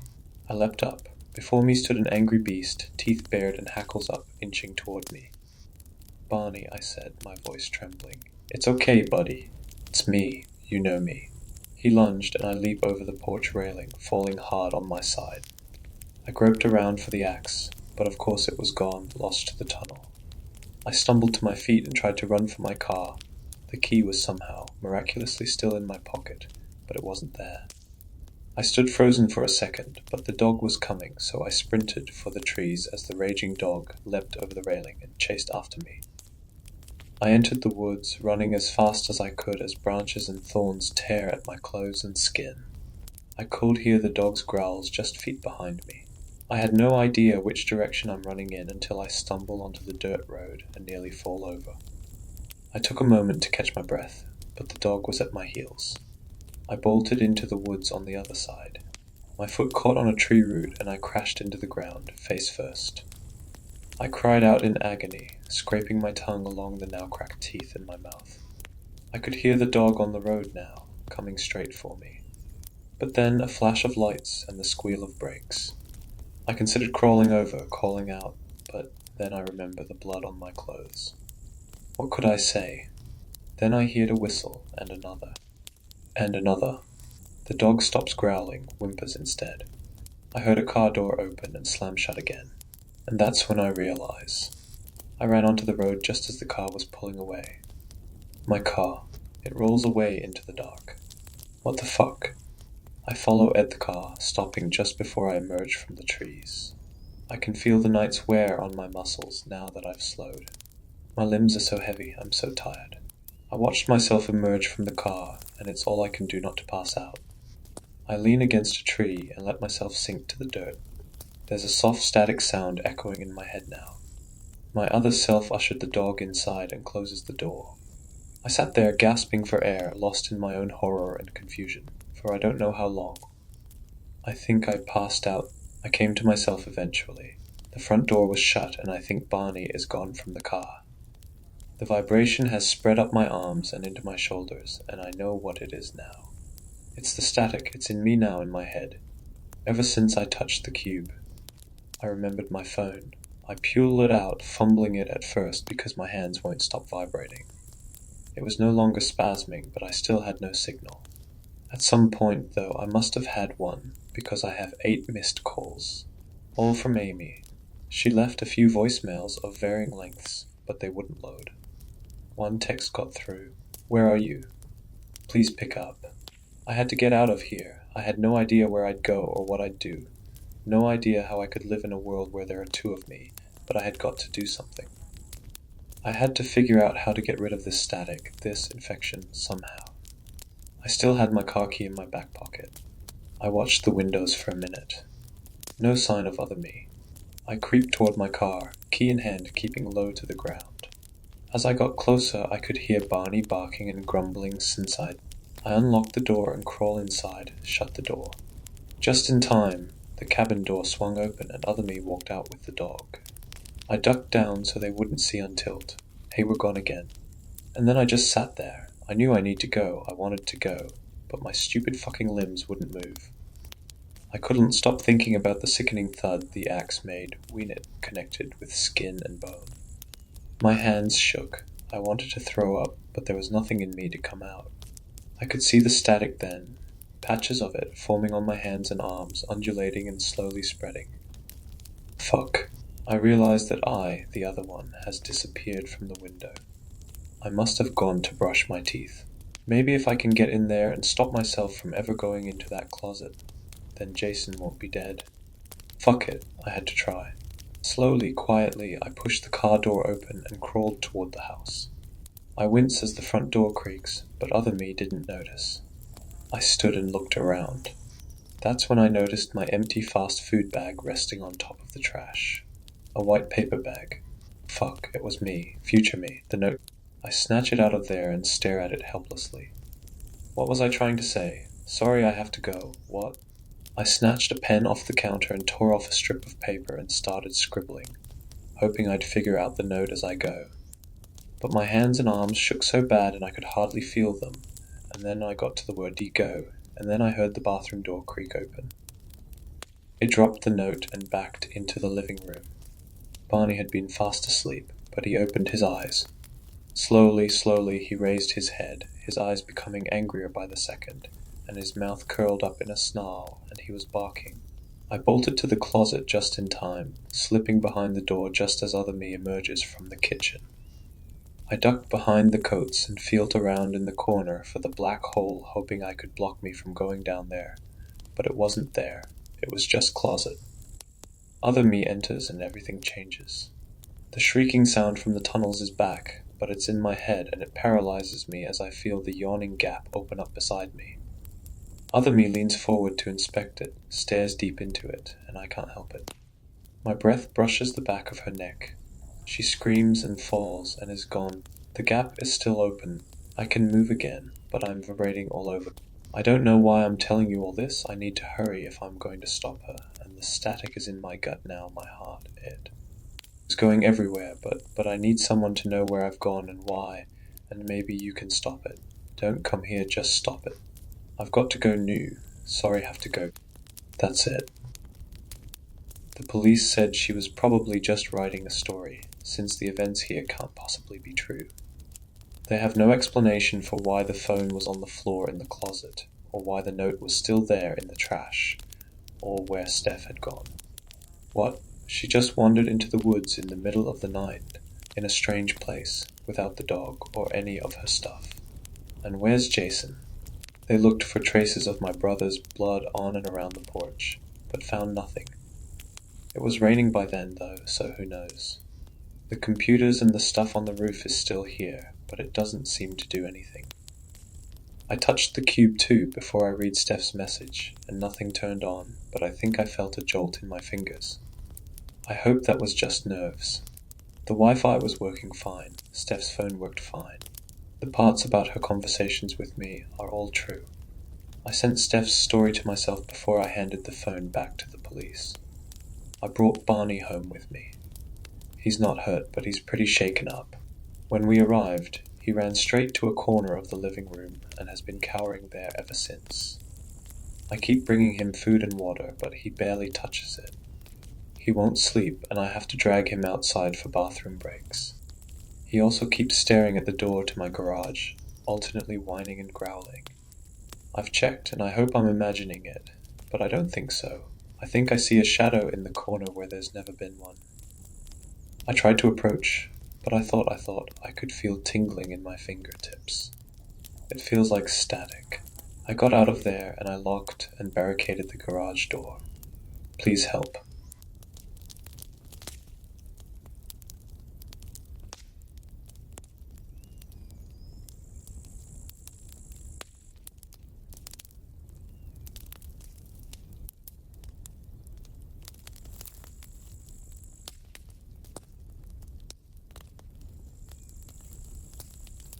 I work the night shift at a data center from 10 at night until 6 in the morning. My job is network monitoring. Basically, I stare at a computer screen all night watching for alarms.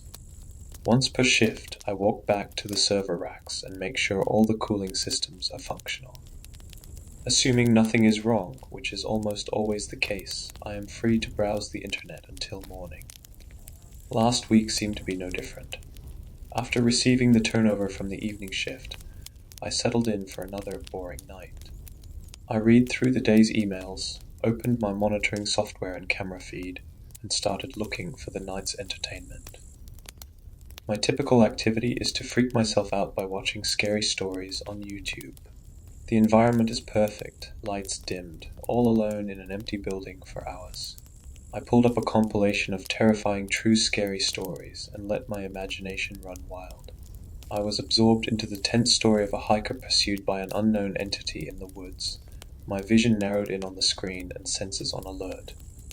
When I thought I noticed movement on one of the cameras monitoring the server racks, I felt a pang of anxiety and my heart jumped, but this was not my first time intentionally frightening myself, and paranoia is inevitable in this situation.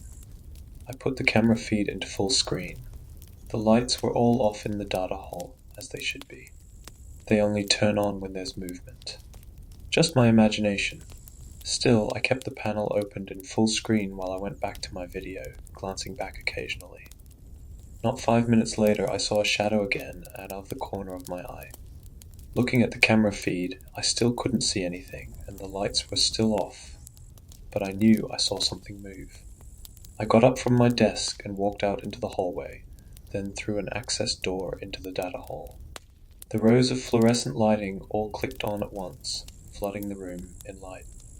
I paused to let my eyes adjust and tried to slow my breathing. I strained to hear any signs of movement somewhere in the racks, but the drone of the servers covered up any noise. With mounting dread, I began checking between the rows. With each corner I rounded, I felt my panic grow. My heart pounded louder than the scream of the servers. As I approached the last row, I knew that whatever I saw would be so unthinkably horrible, my body would not be able to bear it. I could barely breathe. My hands and face were dripping cold sweat, and I felt the urge to vomit. I willed myself forward, and, in a moment that felt like an eternity, rounded the corner and saw nothing. I was alone, of course. I let myself get freaked out again from those stupid videos. Relieved, I went back to my desk. I switched over to a documentary on fighter jets, and the rest of the night passed uneventfully. At last morning came. The morning shift came in with his usual hangover, and we discussed the non-events of the night. After exchanging a few pleasantries, I packed up to head home. On my way to my car, I noticed something under my windshield wiper. Drawing closer, I saw that it was a Polaroid picture. With trembling hands, I picked it up from under the blade and held it up to my face. Rows of server racks in a brightly lit room. I stood facing away from the camera, preparing to look around a corner. In the middle of the frame, reaching out from behind the camera, a man's hand clutched a knife.